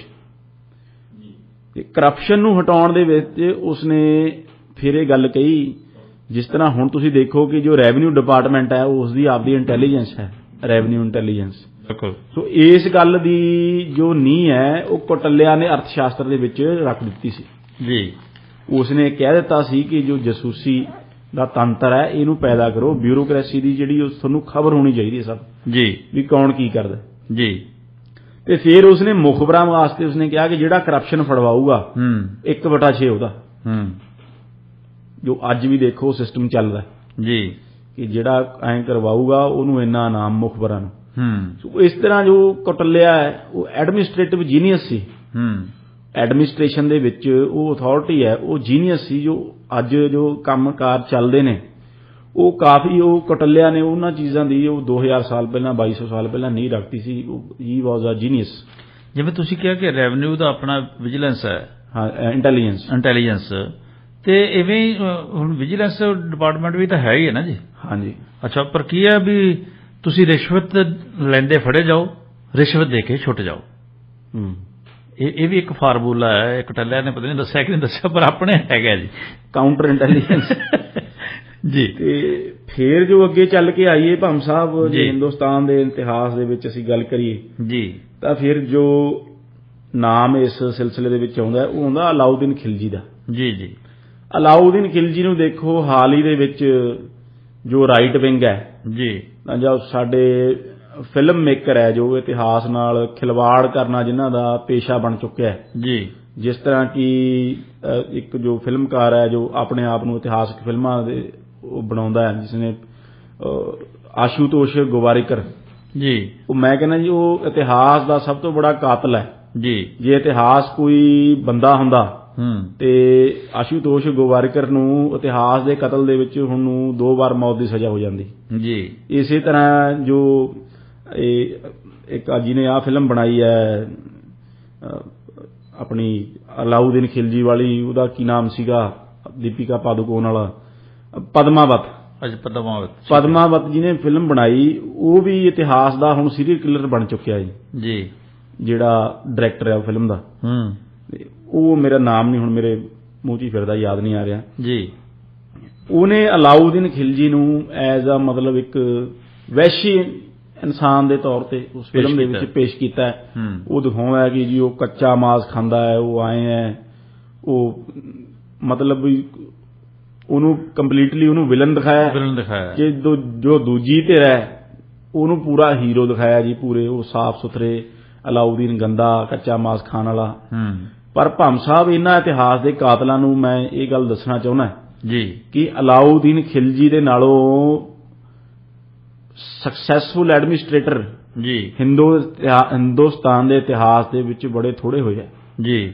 ਅਲਾਉਦੀਨ ਖਿਲਜੀ ਨੇ ਜੋ ਮੰਗੋਲ ਸੀ ਉਹਨਾਂ ਧਾੜਵੀਆਂ ਤੋਂ ਹਿੰਦੁਸਤਾਨ ਨੂੰ ਬਚਾਇਆ, ਨਹੀਂ ਜੇ ਮੰਗੋਲ ਹਿੰਦੁਸਤਾਨ ਦੇ ਵਿੱਚ ਆ ਜਾਂਦੇ ਜੀ ਤੁਸੀਂ ਦੇਖੋ ਵੀ ਮੰਗੋਲ ਕੀ ਹਾਲ ਕਰਿਆ ਕਰਦੇ ਸੀ ਹਮਲਾ ਕਰਕੇ। ਬਿਲਕੁਲ ਬਿਲਕੁਲ ਬਿਲਕੁਲ।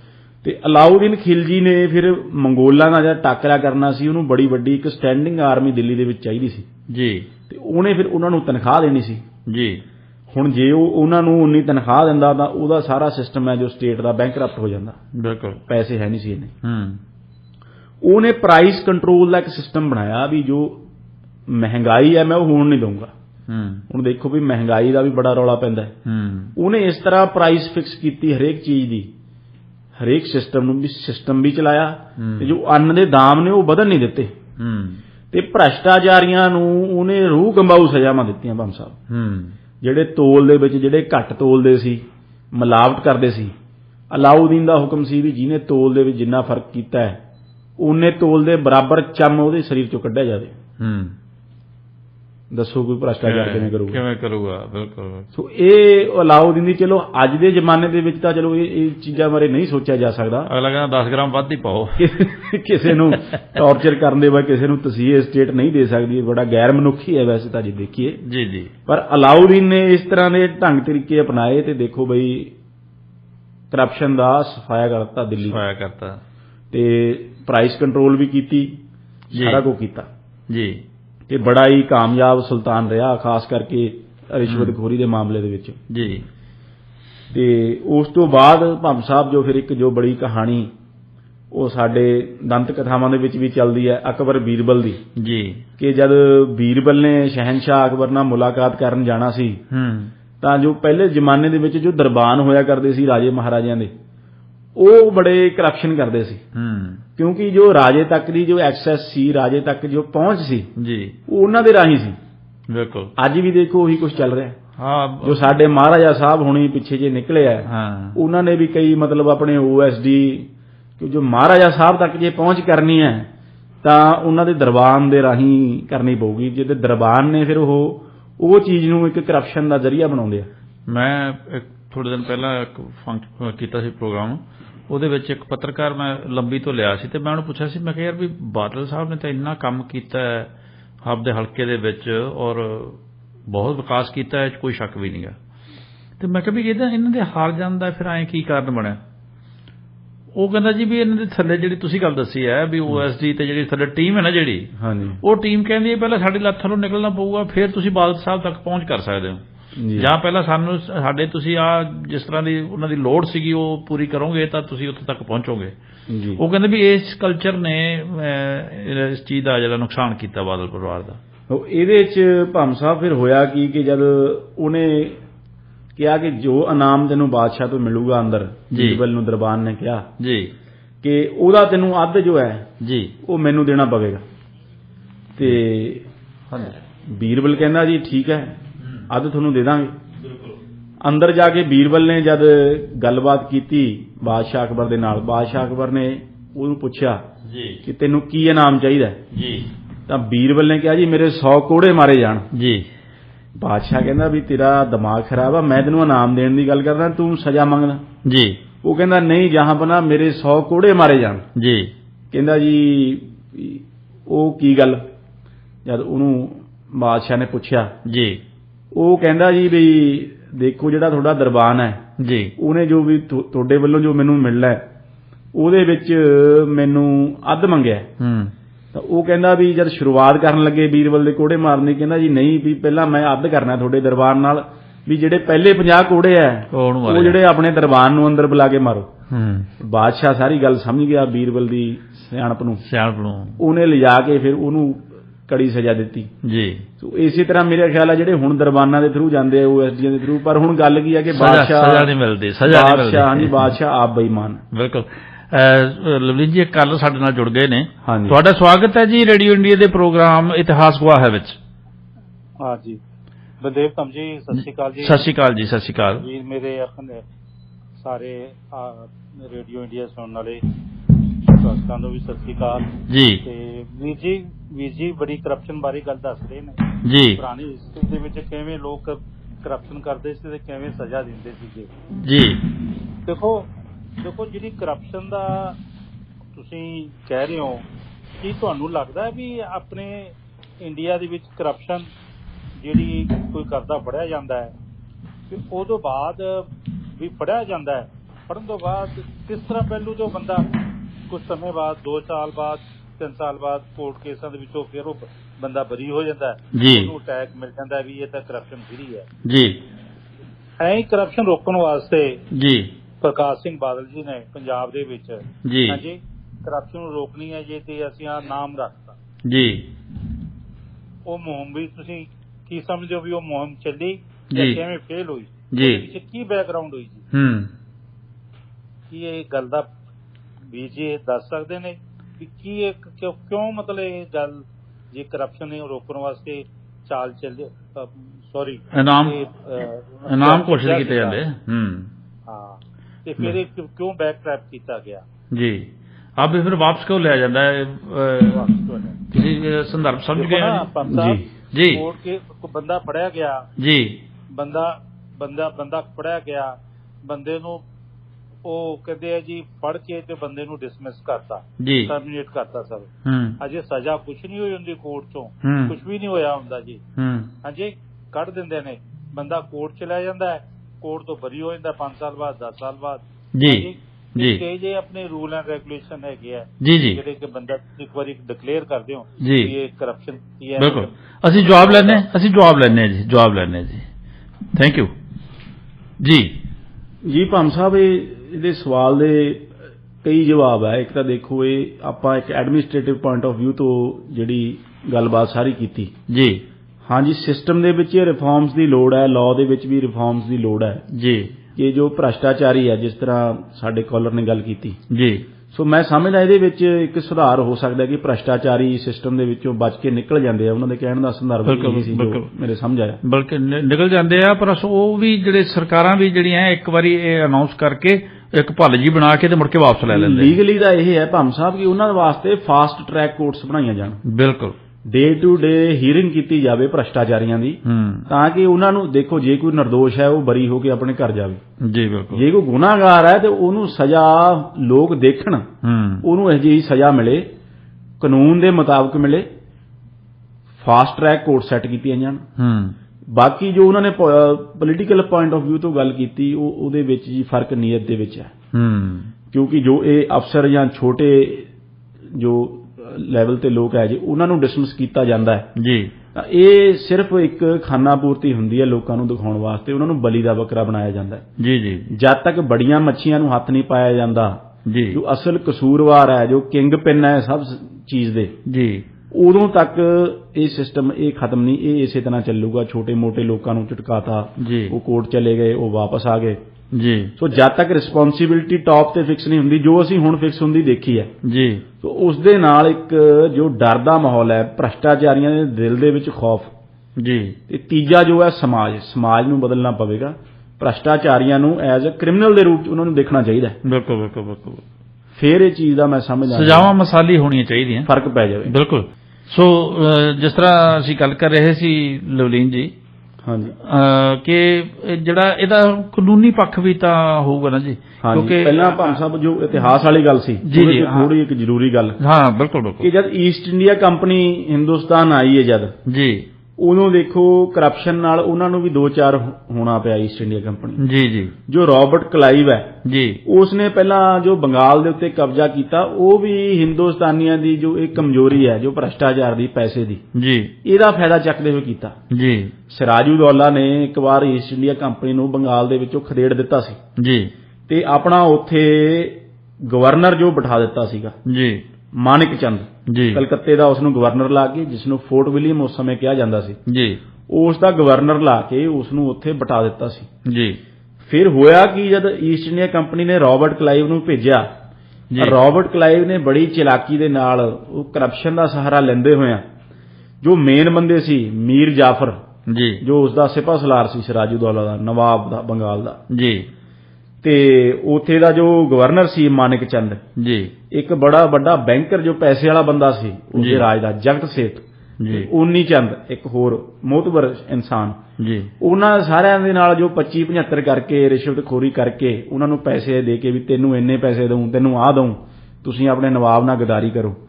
ਦੇਖੋ ਉਹਨਾਂ ਨੇ ਆਪਣੇ ਨਵਾਬ ਨਾਲ ਤਾਂ ਗਦਾਰੀ ਕੀਤੀ, ਆਪਣੇ ਦੇਸ਼ ਨਾਲ ਗਦਾਰੀ ਕੀਤੀ, ਤੇ ਉਹਨਾਂ ਦੀ ਗਦਾਰੀ ਦਾ ਹਿੰਦੁਸਤਾਨ ਨੂੰ ਕਿੰਨਾ ਮਹਿੰਗਾ ਮੁੱਲ ਚੁਕਾਉਣਾ ਪਿਆ। ਬਿਲਕੁਲ ਉਹੀ ਗੱਲ ਕਿ ਸਾਡੇ 'ਚ ਜੋ ਕੌਮ ਪ੍ਰਸਤੀ ਹੈ ਮਰ ਗਈ।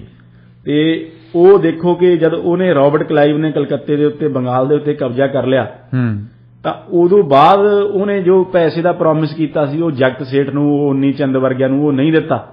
ਉਹਨਾਂ ਦੇ ਵਿੱਚੋਂ ਇੱਕ ਤਾਂ ਪ੍ਰੀਵੀ ਕਾਉਂਸਲ ਚਲਿਆ ਗਿਆ, ਜੀ, ਇੰਗਲੈਂਡ ਦੇ ਵਿੱਚ ਜੋ ਸਰਵਉੱਚ ਅਦਾਲਤ ਸੀ ਜੋ ਭਾਰਤ ਦੇ ਮਸਲਿਆਂ ਨੂੰ ਲੈ ਕੇ, ਉਹ ਪ੍ਰੀਵੀ ਕਾਉਂਸਲ ਸੀ। ਉਹ ਪ੍ਰੀਵੀ ਕਾਉਂਸਲ ਦੇ ਵਿੱਚ ਆਪਣਾ ਕੇਸ ਲੈ ਕੇ ਚਲਿਆ ਗਿਆ ਜੀ ਕਿ ਰਾਬਰਟ ਕਲਾਈਵ ਨੇ ਮੈਨੂੰ ਇੰਨੇ ਪੈਸੇ ਦਾ ਆਫਰ ਦਿੱਤਾ ਸੀ, ਇਹਨੇ ਮੈਨੂੰ ਪੈਸੇ ਨਹੀਂ ਦਿੱਤੇ ਹਜੇ ਤੱਕ।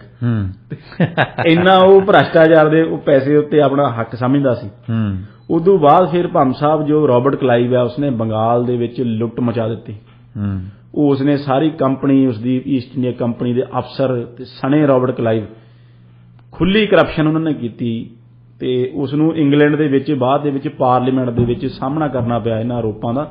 ਉਸ ਨੂੰ ਇੰਗਲਿਸ਼ ਮੀਡੀਆ ਨੇ ਲਾਰਡ ਵਲਚਰ ਵੀ ਕਿਹਾ ਉਸ ਨੂੰ, ਇਹ ਚੀਲ ਹੈ ਜੀ, ਜੇ ਉਹ ਲਾਰਡ ਵਲਚਰ ਉਸ ਤਰ੍ਹਾਂ ਉਸਨੇ ਮਾਸ ਨੋਚਿਆ ਬੰਗਾਲ ਦਾ।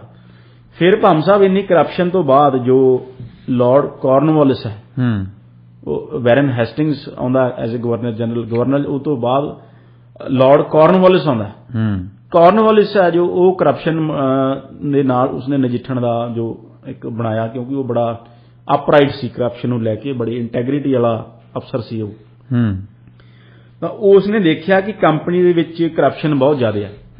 ਉਸਨੇ ਕਰਪਸ਼ਨ ਦਾ ਕਾਰਨ ਇਹ ਸਮਝਿਆ ਕਿ ਜੋ ਕਰਪਸ਼ਨ ਦਾ ਕਾਰਨ ਇਹ ਹੈ ਕਿ ਕੰਪਨੀ ਦੇ ਜੋ ਅਫੀਸ਼ੀਅਲ ਹੈ ਉਹਨਾਂ ਨੂੰ ਤਨਖਾਹਾਂ ਨਹੀਂ ਮਿਲ ਰਹੀਆਂ ਜਿੰਨੀਆਂ ਮਿਲਣੀਆਂ ਚਾਹੀਦੀਆਂ ਜੀ, ਇਸ ਲਈ ਉਹ ਉੱਪਰਲੀ ਕਮਾਈ ਦੇ ਉੱਤੇ ਨਿਰਭਰ ਕਰਦੇ ਆ ਜੀ। ਉਸਨੇ ਫਿਰ ਕੈਰਟ ਐਂਡ ਸਟਿਕ ਦੀ ਜੋ ਪਾਲਿਸੀ ਹੈ ਉਹ ਅਪਣਾਈ। ਉਸਨੇ ਇਹ ਕਿਹਾ ਕਿ ਜੋ ਕੰਪਨੀ ਦੀਆਂ ਉਸਨੇ ਤਨਖਾਹਾਂ ਕਈ ਗੁਣਾ ਵਧਾ ਦਿੱਤੀਆਂ। ਉਸ ਟਾਈਮ ਜੋ ਉਹਨਾਂ ਸਮਿਆਂ ਦੇ ਵਿੱਚ ਡੀਸੀ ਦੀ ਤਨਖਾਹ 1500 ਰੁਪਏ ਕਰ ਦਿੱਤੀ, ਤੇ ਦੁਨੀਆ ਦੇ ਵਿੱਚ ਹਾਈਐਸਟ ਪੇਡ ਸਿਵਲ ਸਰਵਿਸ ਉਹਨੂੰ ਬਣਾਇਆ ਈਸਟ ਇੰਡੀਆ ਕੰਪਨੀ ਦੀ ਜੋ ਅਫਸਰਸ਼ਾਹੀ ਸੀ।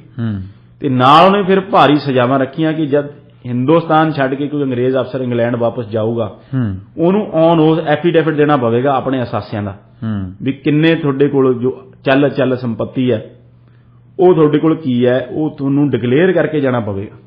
ਹੁਣ ਦੇਖੋ ਵੀ ਉਹ ਐਫੀਡੇਵਿਟ ਹੁਣ ਸਾਡੇ ਸਿਆਸਤਦਾਨਾਂ ਨੂੰ ਦੇਣਾ ਪੈਂਦਾ ਹੈ। ਉਹ ਲਾਰਡ ਕਾਰਨਵਾਲਿਸ ਦੀ ਸ਼ੁਰੂਆਤ ਸੀ ਤੇ ਉਸਨੇ ਇੱਕ ਗੱਲ ਜੋ ਬੜੀ ਇੱਕ ਨਸਲੀ ਟਿੱਪਣੀ ਹਿੰਦੁਸਤਾਨੀਆਂ ਦੇ ਉੱਤੇ ਕੀਤੀ ਜੋ ਬੜੀ ਮੰਦਭਾਗੀ।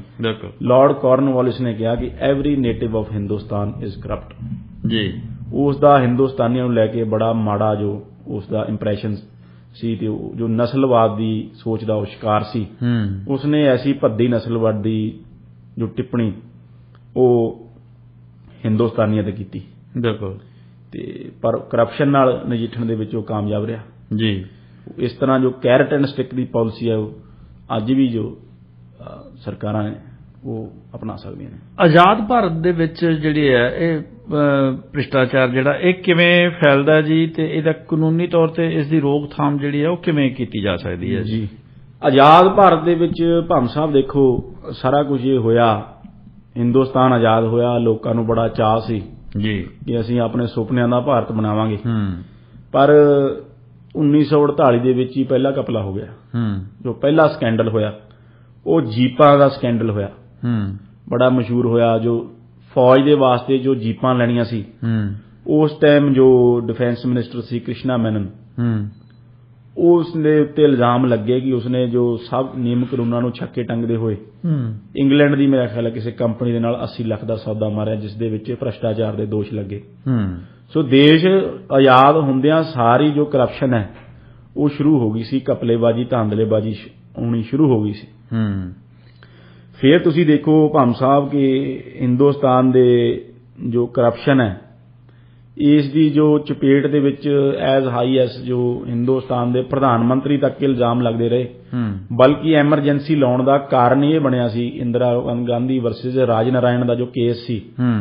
ਉਸ ਦੇ ਵਿੱਚ ਇਲਾਹਾਬਾਦ ਹਾਈ ਕੋਰਟ ਨੇ ਇਹ ਫਾਈਂਡ ਆਊਟ ਕੀਤਾ ਸੀ ਕਿ ਜੋ ਇੰਦਰਾ ਗਾਂਧੀ ਹੈ ਉਸਨੇ ਆਪਣੀ ਇਲੈਕਸ਼ਨ ਦੇ ਵਿੱਚ ਜੋ ਸਰਕਾਰੀ ਮਸ਼ੀਨਰੀ ਹੈ ਉਸਦੀ ਦੁਰਵਰਤੋਂ ਕੀਤੀ। ਦੇਖੋ ਉਹ ਵੀ ਇੱਕ ਕਰਪਸ਼ਨ ਹੈ। ਆਪਦੇ ਨਿੱਜੀ ਇਲੈਕਸ਼ਨ ਦੇ ਵਾਸਤੇ ਤੁਸੀਂ ਸਰਕਾਰੀ ਮਸ਼ੀਨਰੀ ਦੀ ਦੁਰਵਰਤੋਂ ਕਰੋ। ਇਸ ਚੀਜ਼ ਕਰਕੇ ਫਿਰ ਇੰਦਰਾ ਗਾਂਧੀ ਬਜਾਏ ਕਿ ਅਸਤੀਫਾ ਦੇ ਕੇ ਪਾਸੇ ਹੋਣ ਦੇ ਉਸਨੇ ਐਮਰਜੈਂਸੀ ਲਾ ਕੇ ਜੋ ਲੋਕਾਂ ਦੇ ਹੱਕ ਹਕੂਕ ਹੈ ਉਸ ਦਾ ਘਾਣ ਕਰਨਾ ਜਾਇਜ਼ ਸਮਝਿਆ ਜੀ।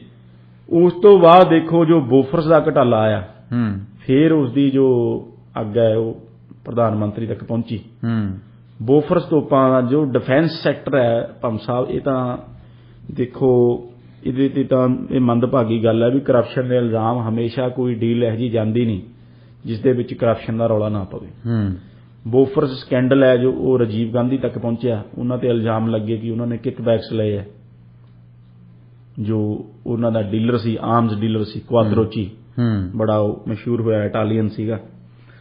ਉਸ ਤੋਂ ਬਾਅਦ ਦੇਖੋ ਫਿਰ ਡਿਫੈਂਸ ਡੀਲ ਹੈ ਜਿਹੜੀ ਉਹ ਕੋਈ ਖਾਲੀ ਨਹੀਂ ਜਾਂਦੀ। ਹੁਣ ਦੇਖੋ ਰਫਾਲ ਦੇ ਉੱਤੇ ਕਿੰਨਾ ਰੌਲਾ ਪਿਆ, 30,000 ਕਰੋੜ ਦੀ ਕਰਪਸ਼ਨ ਦਾ ਇਲਜ਼ਾਮ ਲੱਗਿਆ। ਪਰ ਚਲੋ ਹੁਣ ਇਹ ਜਿਹੜਾ ਮੀਡੀਆ ਹੈ ਉਹ ਹੁਣ ਸਰਕਾਰ ਦੇ ਪ੍ਰਤੀ ਨਰਮ ਰੁਖ ਰੱਖਦਾ ਹੈ, ਤਾਂ ਉਹ ਗੱਲ ਆਈ ਗਈ ਹੋ ਗਈ ਤੇ ਸੁਪਰੀਮ ਕੋਰਟ ਨੇ ਵੀ ਕਲੀਨ ਚਿੱਟ ਦੇ ਕੇ ਉਹ ਸਾਰੇ ਸਕੈਂਡਲ ਦਾ ਜੋ ਕਥਿਤ ਤੌਰ ਤੇ ਉਸਦਾ ਸੀਗਾ ਉਸ ਦਾ ਭੋਗ ਪਾ ਦਿੱਤਾ। ਕਾਨੂੰਨੀ ਤੌਰ ਤੇ ਉਹਨੂੰ ਜੋ ਕਾਨੂੰਨੀ ਤੌਰ ਦੇ ਉੱਤੇ ਉਹਨੂੰ ਖਤਮ ਕਰ ਦਿੱਤਾ। ਜੋ ਕਾਨੂੰਨੀ ਤੌਰ ਦੇ ਉੱਤੇ ਭਾਮ ਸਾਹਿਬ ਜੋ ਚਾਰਾਜੋਈ ਹਿੰਦੁਸਤਾਨ ਦੇ ਵਿੱਚ ਕੀਤੀ ਗਈ ਕਰਪਸ਼ਨ ਦੀ ਰੋਕਥਾਮ ਲਈ, ਉਸ ਦੇ ਵਿੱਚ ਪ੍ਰੀਵੈਂਸ਼ਨ ਆਫ ਕਰਪਸ਼ਨ ਐਕਟ 1988 ਉਹ ਬੜਾ ਜ਼ਰੂਰੀ ਇੱਕ ਕਾਨੂੰਨ ਹੈ ਜੀ, ਜਿਸ ਦੇ ਤਹਿਤ ਕੀ ਹੁਣ ਜੋ ਘਪਲੇਬਾਜ਼ ਆ ਉਹਨਾਂ ਦੇ ਉੱਤੇ ਪਰਚੇ ਦਰਜ ਕੀਤੇ ਜਾਂਦੇ ਆ ਤੇ ਉਹਨਾਂ ਦੇ ਕਾਨੂੰਨੀ ਕਾਰਵਾਈ ਕੀਤੀ ਜਾਂਦੀ ਹੈ। ਉਸ ਦੇ ਵਿੱਚ ਜੋ ਪ੍ਰੀਵੈਂਸ਼ਨ ਆਫ ਕਰਪਸ਼ਨ ਐਕਟ ਹੈ ਭਾਮ ਸਾਹਿਬ, ਹੁਣ ਜੋ ਸਾਡੇ ਡਾਕਟਰ ਸਿੰਗਲਾ ਸਾਹਿਬ ਹੈ ਉਹਨਾਂ ਦੇ ਉੱਤੇ ਵੀ ਇਹੀ ਧਾਰਾਵਾਂ ਲੱਗੀਆਂ ਨੇ। ਜੋ ਸੈਕਸ਼ਨ 7 ਹੈ ਪ੍ਰੀਵੈਂਸ਼ਨ ਆਫ ਕਰਪਸ਼ਨ ਐਕਟ ਦਾ ਭਾਮ ਸਾਹਿਬ, ਉਹ ਕਹਿੰਦਾ ਹੈ ਕਿ ਕਰਪਸ਼ਨ ਲੈਣੀ ਦਾ ਦੂਰ, ਕਰਪਸ਼ਨ ਲੈਣੀ ਦਾ ਜੁਰਮ ਹੈ ਹੀ, ਪੈਸਾ ਫੜਨਾ, ਕਰਪਸ਼ਨ ਕਰਨੀ। ਜੇ ਕੋਈ ਕਰਪਸ਼ਨ ਕਰਨ ਦੇ ਲਈ ਸਹਿਮਤ ਵੀ ਹੁੰਦਾ ਹੈ, ਉਹ ਪੈਸੇ ਲੈਣ ਲਈ ਸਹਿਮਤੀ ਜਤਾਉਂਦਾ ਹੈ ਜਾਂ ਕੋਸ਼ਿਸ਼ ਕਰਦਾ ਹੈ, ਅਟੈਂਪਟ ਕਰਦਾ ਹੈ, ਉਹ ਵੀ ਧਾਰਾ 7 ਦੇ ਅਧੀਨ ਜੁਰਮ ਜੀ। ਸੋ ਇਹ ਨਹੀਂ ਕਿ ਮੈਂ ਤਾਂ ਪੈਸੇ ਫੜੇ ਨਹੀਂ, ਜੇ ਤੁਸੀਂ ਸਹਿਮਤੀ ਵੀ ਜਤਾਈ ਜਾਂ ਕੋਸ਼ਿਸ਼ ਵੀ ਕੀਤੀ ਤਾਂ ਵੀ ਉਹ ਕਰਪਸ਼ਨ ਦੇ ਇਹਦੇ ਜ਼ਦ ਦੇ ਵਿੱਚ ਆ ਜਾਂਦਾ ਹੈ। ਤੇ ਦੂਸਰੀ ਜਿਹੜੀ ਗੱਲ ਮੈਂ ਜ਼ਰੂਰੀ ਕਰਨਾ ਚਾਹੁੰਦਾ ਇਹਦੇ ਬਾਰੇ, ਆਪਣੇ ਸਿੰਗਲਾ ਸਾਹਿਬ ਬਾਰੇ, ਮੈਂ ਕਹਿੰਦਾ ਜੀ ਚਲੋ ਸਰਕਾਰ ਨੇ ਚੰਗੀ ਗੱਲ ਕੀਤੀ ਕਿ ਇਹਨਾਂ ਨੂੰ ਅਰੈਸਟ ਕੀਤਾ, ਇਹਨਾਂ ਦੇ ਉੱਤੇ ਤੁਰੰਤ ਕਾਰਵਾਈ ਕੀਤੀ। ਪਰ ਕਾਨੂੰਨੀ ਤੌਰ ਦੇ ਉੱਤੇ ਦੇਖੋ ਭਾਮ ਸਾਹਿਬ, ਇਹ ਕੇਸ ਆ ਜਿਹੜਾ ਉਹ ਉਹਨਾਂ ਸਟਰੋਂਗ ਨਹੀਂ ਹੋ ਪਾਉਣਾ, ਕਿਉਂਕਿ ਜਿਸ ਤਰ੍ਹਾਂ ਜੋ ਵਿਜੀਲੈਂਸ ਹੈ ਜੇ ਉਹ ਕਿਸੇ ਨੂੰ ਫੜਦੀ ਹੈ, ਉਹ ਟਰੈਪ ਲਾ ਕੇ ਫੜਦੀ ਹੈ, ਉਹ ਉਸ ਨੂੰ ਰੰਗੇ ਹੱਥੀਂ ਫੜਦੀ ਹੈ।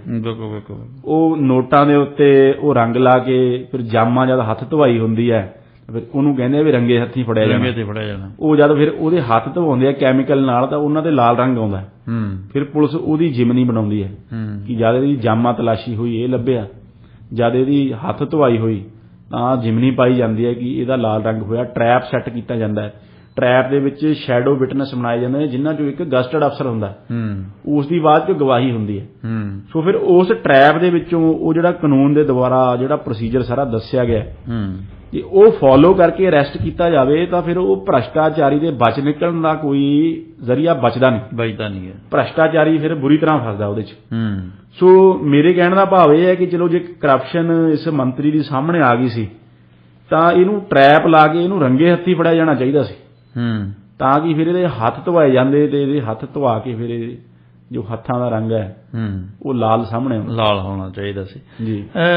ਜਿਸ ਤਰ੍ਹਾਂ ਲਵਲੀ ਜੀ, ਮੈਂ ਇੱਕ ਛੋਟਾ ਜਿਹਾ ਸਵਾਲ, ਇਸ ਤੋਂ ਪਹਿਲਾਂ ਕਿ ਮੈਂ ਦੂਜਾ ਸਵਾਲ ਕਰਾਂ ਤੁਹਾਨੂੰ। ਹਾਂਜੀ, ਜਿਹੜੀ ਜਿਸ ਤਰ੍ਹਾਂ ਦੇ ਸਾਡੇ ਨਾਲ ਵਾਅਦੇ ਕੀਤੇ ਜਾਂਦੇ ਆ, ਵਾਅਦੇ ਕਰਕੇ ਮੁੜ ਕੇ ਪੂਰਤੀ ਨਹੀਂ ਹੁੰਦੀ, ਜਾਂ ਸਾਨੂੰ ਆਹ ਜਿਹੜਾ ਕਰਪਸ਼ਨ ਹੀ ਹੈ ਨਾ, ਜਿਹੜਾ ਵੀ ਸਾਨੂੰ ਮੁਫਤ ਦੇਤਾ, ਉਹ ਮੁਫਤ ਦੇਤਾ, ਆਟਾ ਦਾਲ ਮੁਫਤ ਦੇਤੀ, ਬਿਜਲੀ ਮੁਫਤ ਦੇਤੀ, ਇਹ ਵੀ ਤਾਂ ਕਰਪਸ਼ਨ ਹੈ ਨਾ ਇੱਕ ਵੋਟ ਲੈਣ ਵਾਸਤੇ ਜੀ। ਇਹ ਇਨਡਾਇਰੈਕਟ ਕਰਪਸ਼ਨ ਹੈ ਜੀ, ਇਨਡਾਇਰੈਕਟ ਕਰਪਸ਼ਨ ਹੈ। ਇਹ ਵੀ ਬਹੁਤ ਖਤਰਨਾਕ, ਇਹ ਬਹੁਤ ਖਤਰਨਾਕ ਹੈ। ਇਹ ਸਿਸਟਮ ਵਾਸਤੇ ਖਤਰਨਾਕ ਹੈ, ਇਹ ਇਕਨੋਮੀ ਵਾਸਤੇ ਖਤਰਨਾਕ ਹੈ ਜੀ, ਇਹ ਲੋਕਾਂ ਵਾਸਤੇ ਖਤਰਨਾਕ ਹੈ।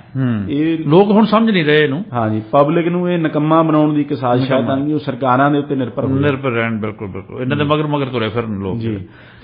ਜਿਸ ਤਰ੍ਹਾਂ ਕਿ ਇੱਕ 2011 ਦੇ ਵਿੱਚ ਬੜਾ ਰੌਲਾ ਪਿਆ ਸੀ ਜੀ ਕਰਪਸ਼ਨ ਦਾ ਜੀ, ਉਹਦੇ ਬਾਰੇ ਦੱਸੋ ਵੀ ਉਹ ਕੀ ਕਾਰਨ ਕੀ ਸੀਗਾ ਜੀ।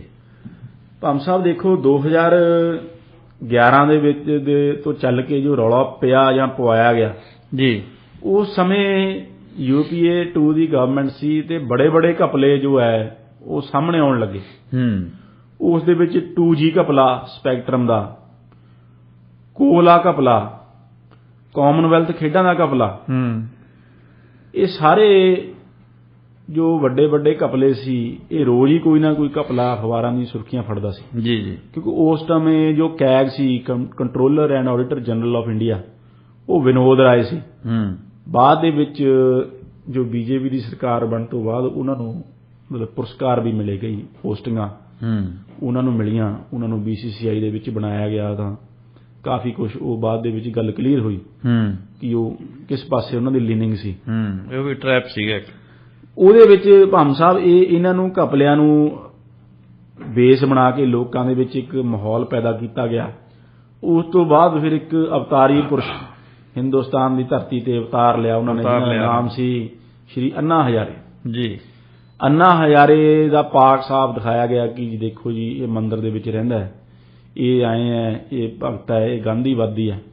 ਉਸ ਦੇ ਨਾਲ ਇੱਕ ਟੀਮ ਜੁੜੀ ਜਿਸ ਦੇ ਵਿੱਚ ਜਨਰਲ VK ਸਿੰਘ, ਕੁਮਾਰ ਵਿਸ਼ਵਾਸ, ਅਰਵਿੰਦ ਕੇਜਰੀਵਾਲ, ਕਿਰਨ ਬੇਦੀ ਤੇ ਹੋਰ ਜੋ ਯਾਦਵ ਵਰਗੇ, ਯੋਗਿੰਦਰ ਯਾਦਵ, ਹੋਰ ਇੱਕ ਇੰਡੀਆ ਅਗੇਂਸਟ ਕਰਪਸ਼ਨ ਦੀ ਟੀਮ ਬਣੀ ਤੇ ਕਰਪਸ਼ਨ ਦੇ ਖਿਲਾਫ ਇੱਕ ਬੜੀ ਵੱਡੀ ਮੂਵਮੈਂਟ ਚੱਲੀ। ਇਸ ਤਰ੍ਹਾਂ ਲੱਗਿਆ ਕਿ ਕਰਪਸ਼ਨ ਨੂੰ ਹੁਣ ਜੜੋਂ ਉਖਾੜ ਕੇ ਸਿੱਟਿਆ ਜਾਵੇਗਾ, ਕਿ ਕਰਪਸ਼ਨ ਦੇ ਖਿਲਾਫ ਹੁਣ ਸ਼ੰਖਨਾਦ ਹੋ ਚੁੱਕਿਆ ਦੇਸ਼ ਦੇ ਵਿੱਚ।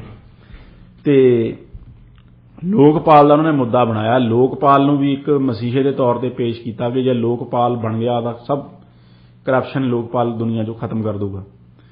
ਪਰ ਭਾਮ ਸਾਹਿਬ, ਉਹ ਹੋਇਆ ਕੋਈ ਨਹੀਂ। ਗੱਲ ਹੋਇਆ ਕਿ ਜੋ ਉਹ ਮਾਹੌਲ ਬਣਾਇਆ ਗਿਆ ਜੋ ਕਰਪਸ਼ਨ ਦਾ ਅਗੇਂਸਟ, ਉਸ ਦਾ ਫਾਇਦਾ ਚੱਕਣ ਦੇ ਵਿੱਚ ਭਾਰਤੀ ਜਨਤਾ ਪਾਰਟੀ ਕਾਮਯਾਬ ਹੋਈ। ਬਿਲਕੁਲ। ਤੇ ਜੋ ਅਵਤਾਰੀ ਪੁਰਸ਼ ਜੋ ਉਸ ਸਮੇਂ ਕਰਪਸ਼ਨ ਖਤਮ ਕਰਨ ਆਏ ਸੀ ਜੀ, ਉਹ ਵੀ ਫਿਰ ਅਲੋਪ ਹੋ ਗਏ। ਆਪਣਾ ਰੋਲ ਨਿਭਾ ਕੇ ਦੁਸ਼ਟਾਂ ਦਾ ਨਾਸ਼ ਕਰਕੇ ਫਿਰ ਉਹ ਲੋਪ ਹੋ ਗਏ ਆਪਣੇ ਪਿੰਡ ਜਾ ਕੇ। ਹੁਣ ਉਹ ਆਪਣੀ ਉਦੋਂ ਬਾਅਦ ਕਰਪਸ਼ਨ ਲੋਕਪਾਲ ਉਹ ਸਭ ਆ ਗਿਆ, ਕਰਪਸ਼ਨ ਵੀ ਹਿੰਦੁਸਤਾਨ 'ਚ ਖਤਮ ਹੋ ਗਈ ਤੇ ਉਹ ਅਵਤਾਰੀ ਪੁਰਸ਼ ਦਾ ਫਿਰ ਉਹ ਕਾਰਜ ਨੇਪਰੇ ਚੜ੍ਹ ਗਿਆ। ਬਿਲਕੁਲ। ਪਰ ਭਾਮ ਸਾਹਿਬ, ਗੱਲ ਲੋਕਾਂ ਦੇ ਇਹ ਦੇਖਣ ਵਾਲੀ ਹੈ ਕਿ ਜੋ ਸਾਨੂੰ ਉਸ ਸਮੇਂ ਜੋ ਵੱਡੇ ਘਪਲੇ ਦਿਖਾਏ ਗਏ, 2G ਸਕੈਮ, ਕੀ ਕਦੇ ਕਿਸੇ ਨੇ ਸੋਚਿਆ ਵੀ 2G ਸਕੈਮ ਦਾ ਨਤੀਜਾ ਕੀ ਨਿਕਲਿਆ ਜੀ? ਕੀ 2G ਸਕੈਮ ਦੇ ਵਿੱਚ ਸਜ਼ਾਵਾਂ ਹੋਈਆਂ ਜਿਸ ਤਰ੍ਹਾਂ ਸਾਡੇ ਕਾਲਰ ਗੱਲ ਕਰਦੇ ਸੀ ਜੀ? ਭਾਮ ਸਾਹਿਬ 2G ਸਕੈਮ ਦੇ ਵਿੱਚ ਇੰਨਾ ਵੀ ਐਵੀਡੈਂਸ ਨਹੀਂ ਸੀ ਕਿ ਚਾਰजेस ਫਰੇਮ ਕੀਤੇ ਜਾਣ। ਕੋਰਟ ਨੇ ਸਾਰੇ ਜੋ ਅਕਿਊਜ਼ਡ ਹੈ, ਜੋ ਮੁਲਜ਼ਮ ਸੀ, ਸਾਰਿਆਂ ਨੂੰ ਡਿਸਚਾਰਜ ਕੀਤਾ ਹੈ। ਡਿਸਚਾਰਜ ਦਾ ਮਤਲਬ ਹੁੰਦਾ ਹੈ ਕਿ ਇੰਨੇ ਵੀ ਸਬੂਤ ਨਹੀਂ ਕਿ ਕੇਸ ਚਲਾਇਆ ਜਾਵੇ। ਇੱਕ ਤਾਂ ਹੁੰਦਾ ਕੇਸ ਚੱਲ ਕੇ ਬਰੀ ਹੋਣਾ। ਕੋਰਟ ਨੇ ਆਖਿਆ, CBI ਕੋਰਟ ਨੇ, ਕਿ ਇੰਨੇ ਵੀ ਸਬੂਤ ਨਹੀਂ ਕਿ ਕੇਸ ਚਲਾਇਆ ਜਾਵੇ। ਸੋ ਇਹ ਉਹਨੂੰ ਜ਼ਰੀਆ ਬਣਾ ਕੇ ਇਹ ਜੇ ਜੋ ਫਰਜੀ ਨੋਸ਼ਨਲ ਸਕੈਮ, ਜਿਸ ਨੂੰ ਉਸ ਸਮੇਂ ਕਿਹਾ ਸੀ ਕਪਿਲ ਸਿੱਬਲ ਨੇ, ਹੁਣ ਤਾਂ ਚਲੋ ਪਾਰਟੀ ਦਾ ਵੀ ਸਾਥ ਛੱਡ ਗਏ, ਕਾਂਗਰਸ ਦਾ, ਤੇ ਸਮਾਜਵਾਦੀ ਚਲੇ ਗਏ। ਉਸ ਸਮੇਂ ਉਹਨਾਂ ਨੇ ਕਿਹਾ ਸੀ ਕਿ 2G ਦਾ ਨਾਮ ਦਾ ਕੋਈ ਘਪਲਾ ਹੋਇਆ ਹੀ ਨਹੀਂ, ਇਹ ਨੋਸ਼ਨਲ ਸਕੈਮ ਹੈ, ਇਹ ਸਿਰਫ ਖਿਆਲੀ ਪਲਾਓ ਹੈ। ਉਹਨਾਂ ਦਾ ਮਜ਼ਾਕ ਉਡਾਇਆ ਗਿਆ ਉਸ ਸਮੇਂ ਕਿ ਜੀ ਇਹ ਘਪਲੇਬਾਜ਼ਾਂ ਦਾ ਸਾਥ ਦੇ ਰਿਹਾ। ਉਸ ਤੋਂ ਬਾਅਦ ਭਾਮ ਸਾਹਿਬ ਇੱਕ ਹੋਰ ਬੜੇ ਮਹਾਪੁਰਸ਼ ਬਾਬਾ ਰਾਮਦੇਵ ਜੀ, ਉਹ ਵੀ ਉਤਰੇ ਸੀ ਕਰਪਸ਼ਨ ਖਤਮ ਕਰਨ ਹਿੰਦੁਸਤਾਨ ਦੇ।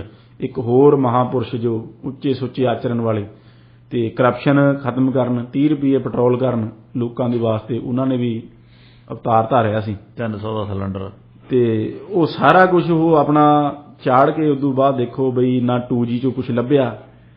ਕੋਲ ਸਕੈਮ ਦੇ ਵਿੱਚ ਡਾਕਟਰ ਮਨਮੋਹਨ ਸਿੰਘ ਵਰਗਿਆਂ ਤੇ ਇਲਜ਼ਾਮ ਲਾਏ ਗਏ ਬੇਬੁਨਿਆਦ, ਉਹਦੇ ਚੋਂ ਕੁਝ ਨਾ ਨਿਕਲਿਆ। ਕਾਮਨਵੈਲਥ ਵਾਲਿਆਂ ਨੂੰ ਤਾਂ ਚਲੋ ਸਰਕਾਰ ਨੇ, ਉਸ ਸਮੇਂ ਦੀ ਸਰਕਾਰ ਨੇ ਆਪ ਹੀ ਜੇਲ੍ਹ ਭੇਜਤਾ ਸੀ ਕਲਮਾਡੀ ਨੂੰ। ਤੇ ਦੇਖੋ ਵੀ ਉਦੋਂ ਬਾਅਦ ਇਹ ਸਾਰੇ ਇੰਡੀਆ ਅਗੇਂਸਟ ਕਰਪਸ਼ਨ ਦੀ ਜੋ ਮੁਹਿੰਮ ਸੀ, ਉਹਦੇ ਵਿੱਚੋਂ ਸਾਰੇ ਕੁਝ ਨਾ ਕੁਝ ਬਣ ਗਏ। ਕਰਪਸ਼ਨ ਉੱਥੇ ਦੀ ਉੱਥੇ ਹੈ। ਬਾਬਾ ਰਾਮਦੇਵ ਜੀ ਹਜ਼ਾਰਾਂ ਕਰੋੜਾਂ ਦੇ ਮਾਲਕ ਬਣ ਗਏ ਤੇ ਹੁਣ ਉਹ ਸਾਰਾ ਇੱਕ ਨੰਬਰ ਦਾ ਪੈਸਾ ਹੈ, ਉਹਦੇ ਵਿੱਚ ਇੱਕ ਪੈਸੇ ਦੀ ਕਰਪਸ਼ਨ ਨਹੀਂ, ਕੋਈ ਕਹਿ ਨਹੀਂ ਸਕਦਾ, ਕੋਈ ਉਂਗਲ ਨਹੀਂ ਚੱਕ ਸਕਦਾ, ਕੋਈ ਇੱਕ ਪੈਸੇ ਦੀ ਮਿਲਾਵਟ ਨਹੀਂ ਉਹਨਾਂ ਦੇ ਸਮਾਨ ਦੇ ਵਿੱਚ। ਹਾਲਾਂਕਿ ਉਹਨਾਂ ਨੂੰ ਹਰਿਦੁਆਰ ਦੀ ਇੱਕ ਕੋਰਟ ਨੇ ਮਿਸ ਬ੍ਰਾਂਡਿੰਗ ਲਈ ਵੀ ਜੁਰਮਾਨਾ ਕੀਤਾ 40 ਲੱਖ ਰੁਪਏ ਦਾ, ਪਰ ਕਿਉਂਕਿ ਮੀਡੀਆ ਦੇ ਵਿੱਚ ਵੀ ਕੋਈ ਕਰਪਸ਼ਨ ਨਹੀਂ, ਇਸ ਲਈ ਮੀਡੀਆ ਦੇ ਵਿੱਚ ਵੀ ਕੋਈ ਖਬਰ ਨਹੀਂ ਆਈ ਜੀ। ਮੀਡੀਆ ਵੀ ਹੁਣ ਉੱਚਾ ਸੁੱਚਾ ਹੋ ਗਿਆ, ਕਿਉਂਕਿ ਇਹ ਕਰਪਸ਼ਨ ਤਾਂ ਖਤਮ ਹੋ ਚੁੱਕੀ ਹੈ ਹਿੰਦੁਸਤਾਨ 'ਚ। ਬਿਲਕੁਲ। ਸੋ ਭਾਮ ਸਾਹਿਬ ਇਹ ਗੱਲਾਂ ਸਾਰੀਆਂ ਕਹਿੰਦੇ ਹੋਏ ਮੈਂ ਨਾਲ ਇਹ ਜ਼ਰੂਰ ਐਡ ਕਰਨਾ ਚਾਹੁੰਦਾ ਕਿ ਜੋ ਕਰਪਸ਼ਨ ਦੇ ਖਿਲਾਫ ਜੋ ਪੰਜਾਬ ਸਰਕਾਰ ਨੇ ਮੁਹਿੰਮ ਚਲਾਈ ਹੈ ਜੀ, ਉਹ ਚੰਗੀ ਗੱਲ ਹੈ, ਪਰ ਇਹ ਜੋ ਛਾਪੇਮਾਰੀ ਦਾ ਕਲਚਰ ਹੈ, ਇਸ ਨੂੰ ਇੰਗਲਿਸ਼ ਦੇ ਵਿੱਚ ਵਿਜੀਲੈਂਟਿਜ਼ਮ ਕਿਹਾ ਜਾਂਦਾ, ਇਸ ਤੋਂ ਬਚਣਾ ਚਾਹੀਦਾ। ਕਿਉਂਕਿ ਜੇ ਹਰੇਕ ਹੀ ਕੋਈ ਜਿਹਦਾ ਜੀ ਕਰਦਾ ਹੈ ਉਹ ਛਾਪਾ ਮਾਰ ਕੇ ਜੇ ਇਹਨਾਂ ਨੂੰ ਸਿਸਟਮ ਨੂੰ, ਛੋਟੇ ਲੈਵਲ ਦੇ ਅਫਸਰਾਂ ਨੂੰ, ਛੋਟੇ ਲੈਵਲ ਦੇ ਜੋ ਸਰਕਾਰੀ ਮਸ਼ੀਨਰੀ ਹੈ ਉਸ ਨੂੰ ਤੰਗ ਕਰਨ ਲੱਗ ਜਾਵੇਗਾ, ਤਾਂ ਜੋ ਸਟੇਟ ਦੀ ਐਡਮਿਨਿਸਟ੍ਰੇਸ਼ਨ ਹੈ ਮਸ਼ੀਨਰੀ ਨੂੰ ਚਲਾਉਣਾ ਬਹੁਤ ਮੁਸ਼ਕਿਲ ਹੋ ਜਾਵੇਗਾ। ਮੈਂ ਛੋਟੀ ਜਿਹੀ ਉਦਾਹਰਨ ਦੇਣੀ ਚਾਹੂੰਗਾ। ਹਾਂਜੀ, ਮੁਕਤਸਰ ਦੇ ਵਿੱਚ ਇੱਕ ਮੁਲਾਜ਼ਮ ਹੈ DC ਦਫ਼ਤਰ ਦੇ ਵਿੱਚ। ਹਾਂਜੀ, ਔਰ ਉਹ ਹਮੇਸ਼ਾ ਤਹਿਸੀਲਦਾਰ ਨਾਲ ਲੱਗਿਆ ਰਿਹਾ। ਹਾਂਜੀ, ਔਰ ਉਹਨੇ ਕਰਪਸ਼ਨ ਦੇ ਕੇਸ ਦੇ ਵਿੱਚ ਫੜਿਆ ਵੀ ਗਿਆ। ਅੱਛਾ ਜੀ, ਠੀਕ ਹੈ। ਉਦੋਂ ਬਾਅਦ ਉਹਨੇ ਪ੍ਰੀ ਮੈਚੁਰ ਰਿਟਾਇਰਮੈਂਟ ਲੈ ਲਈ ਹੁਣ ਇਲੈਕਸ਼ਨਾਂ ਤੋਂ ਪਹਿਲਾਂ, ਔਰ ਉਹ ਕੈਂਡੀਡੇਟ ਦਾ ਦਾਅਵੇਦਾਰ ਸੀਗਾ, ਪਰ ਉਹਨੂੰ ਟਿਕਟ ਨਹੀਂ ਮਿਲੀ। ਚਲੋ ਹੁਣ ਸਰਕਾਰ ਬਣ ਗਈ, ਹੁਣ ਉਹ ਦਫ਼ਤਰ ਜਾਂਦਾ ਰੋਜ਼, ਉਹ ਆਪਦਾ ਉਹੀ ਦਫ਼ਤਰ ਖਿਲਾਉਂਦਾ ਹੈ ਰਿਟਾਇਰਮੈਂਟ ਦੇ ਬਾਵਜੂਦ ਵੀ। ਅੱਛਾ ਜੀ, ਉਹ ਦਫ਼ਤਰ ਖਲਵਾਉਂਦਾ, ਉਹਨੂੰ ਕਹਿੰਦਾ ਸਾਫ਼ ਸਫਾਈ ਕਰੋ, ਮੈਂ ਇੱਥੇ ਬੈਠਣਾ, ਮੈਂ ਤੁਹਾਡੇ ਤੇ ਚੈੱਕ ਰੱਖਣਾ।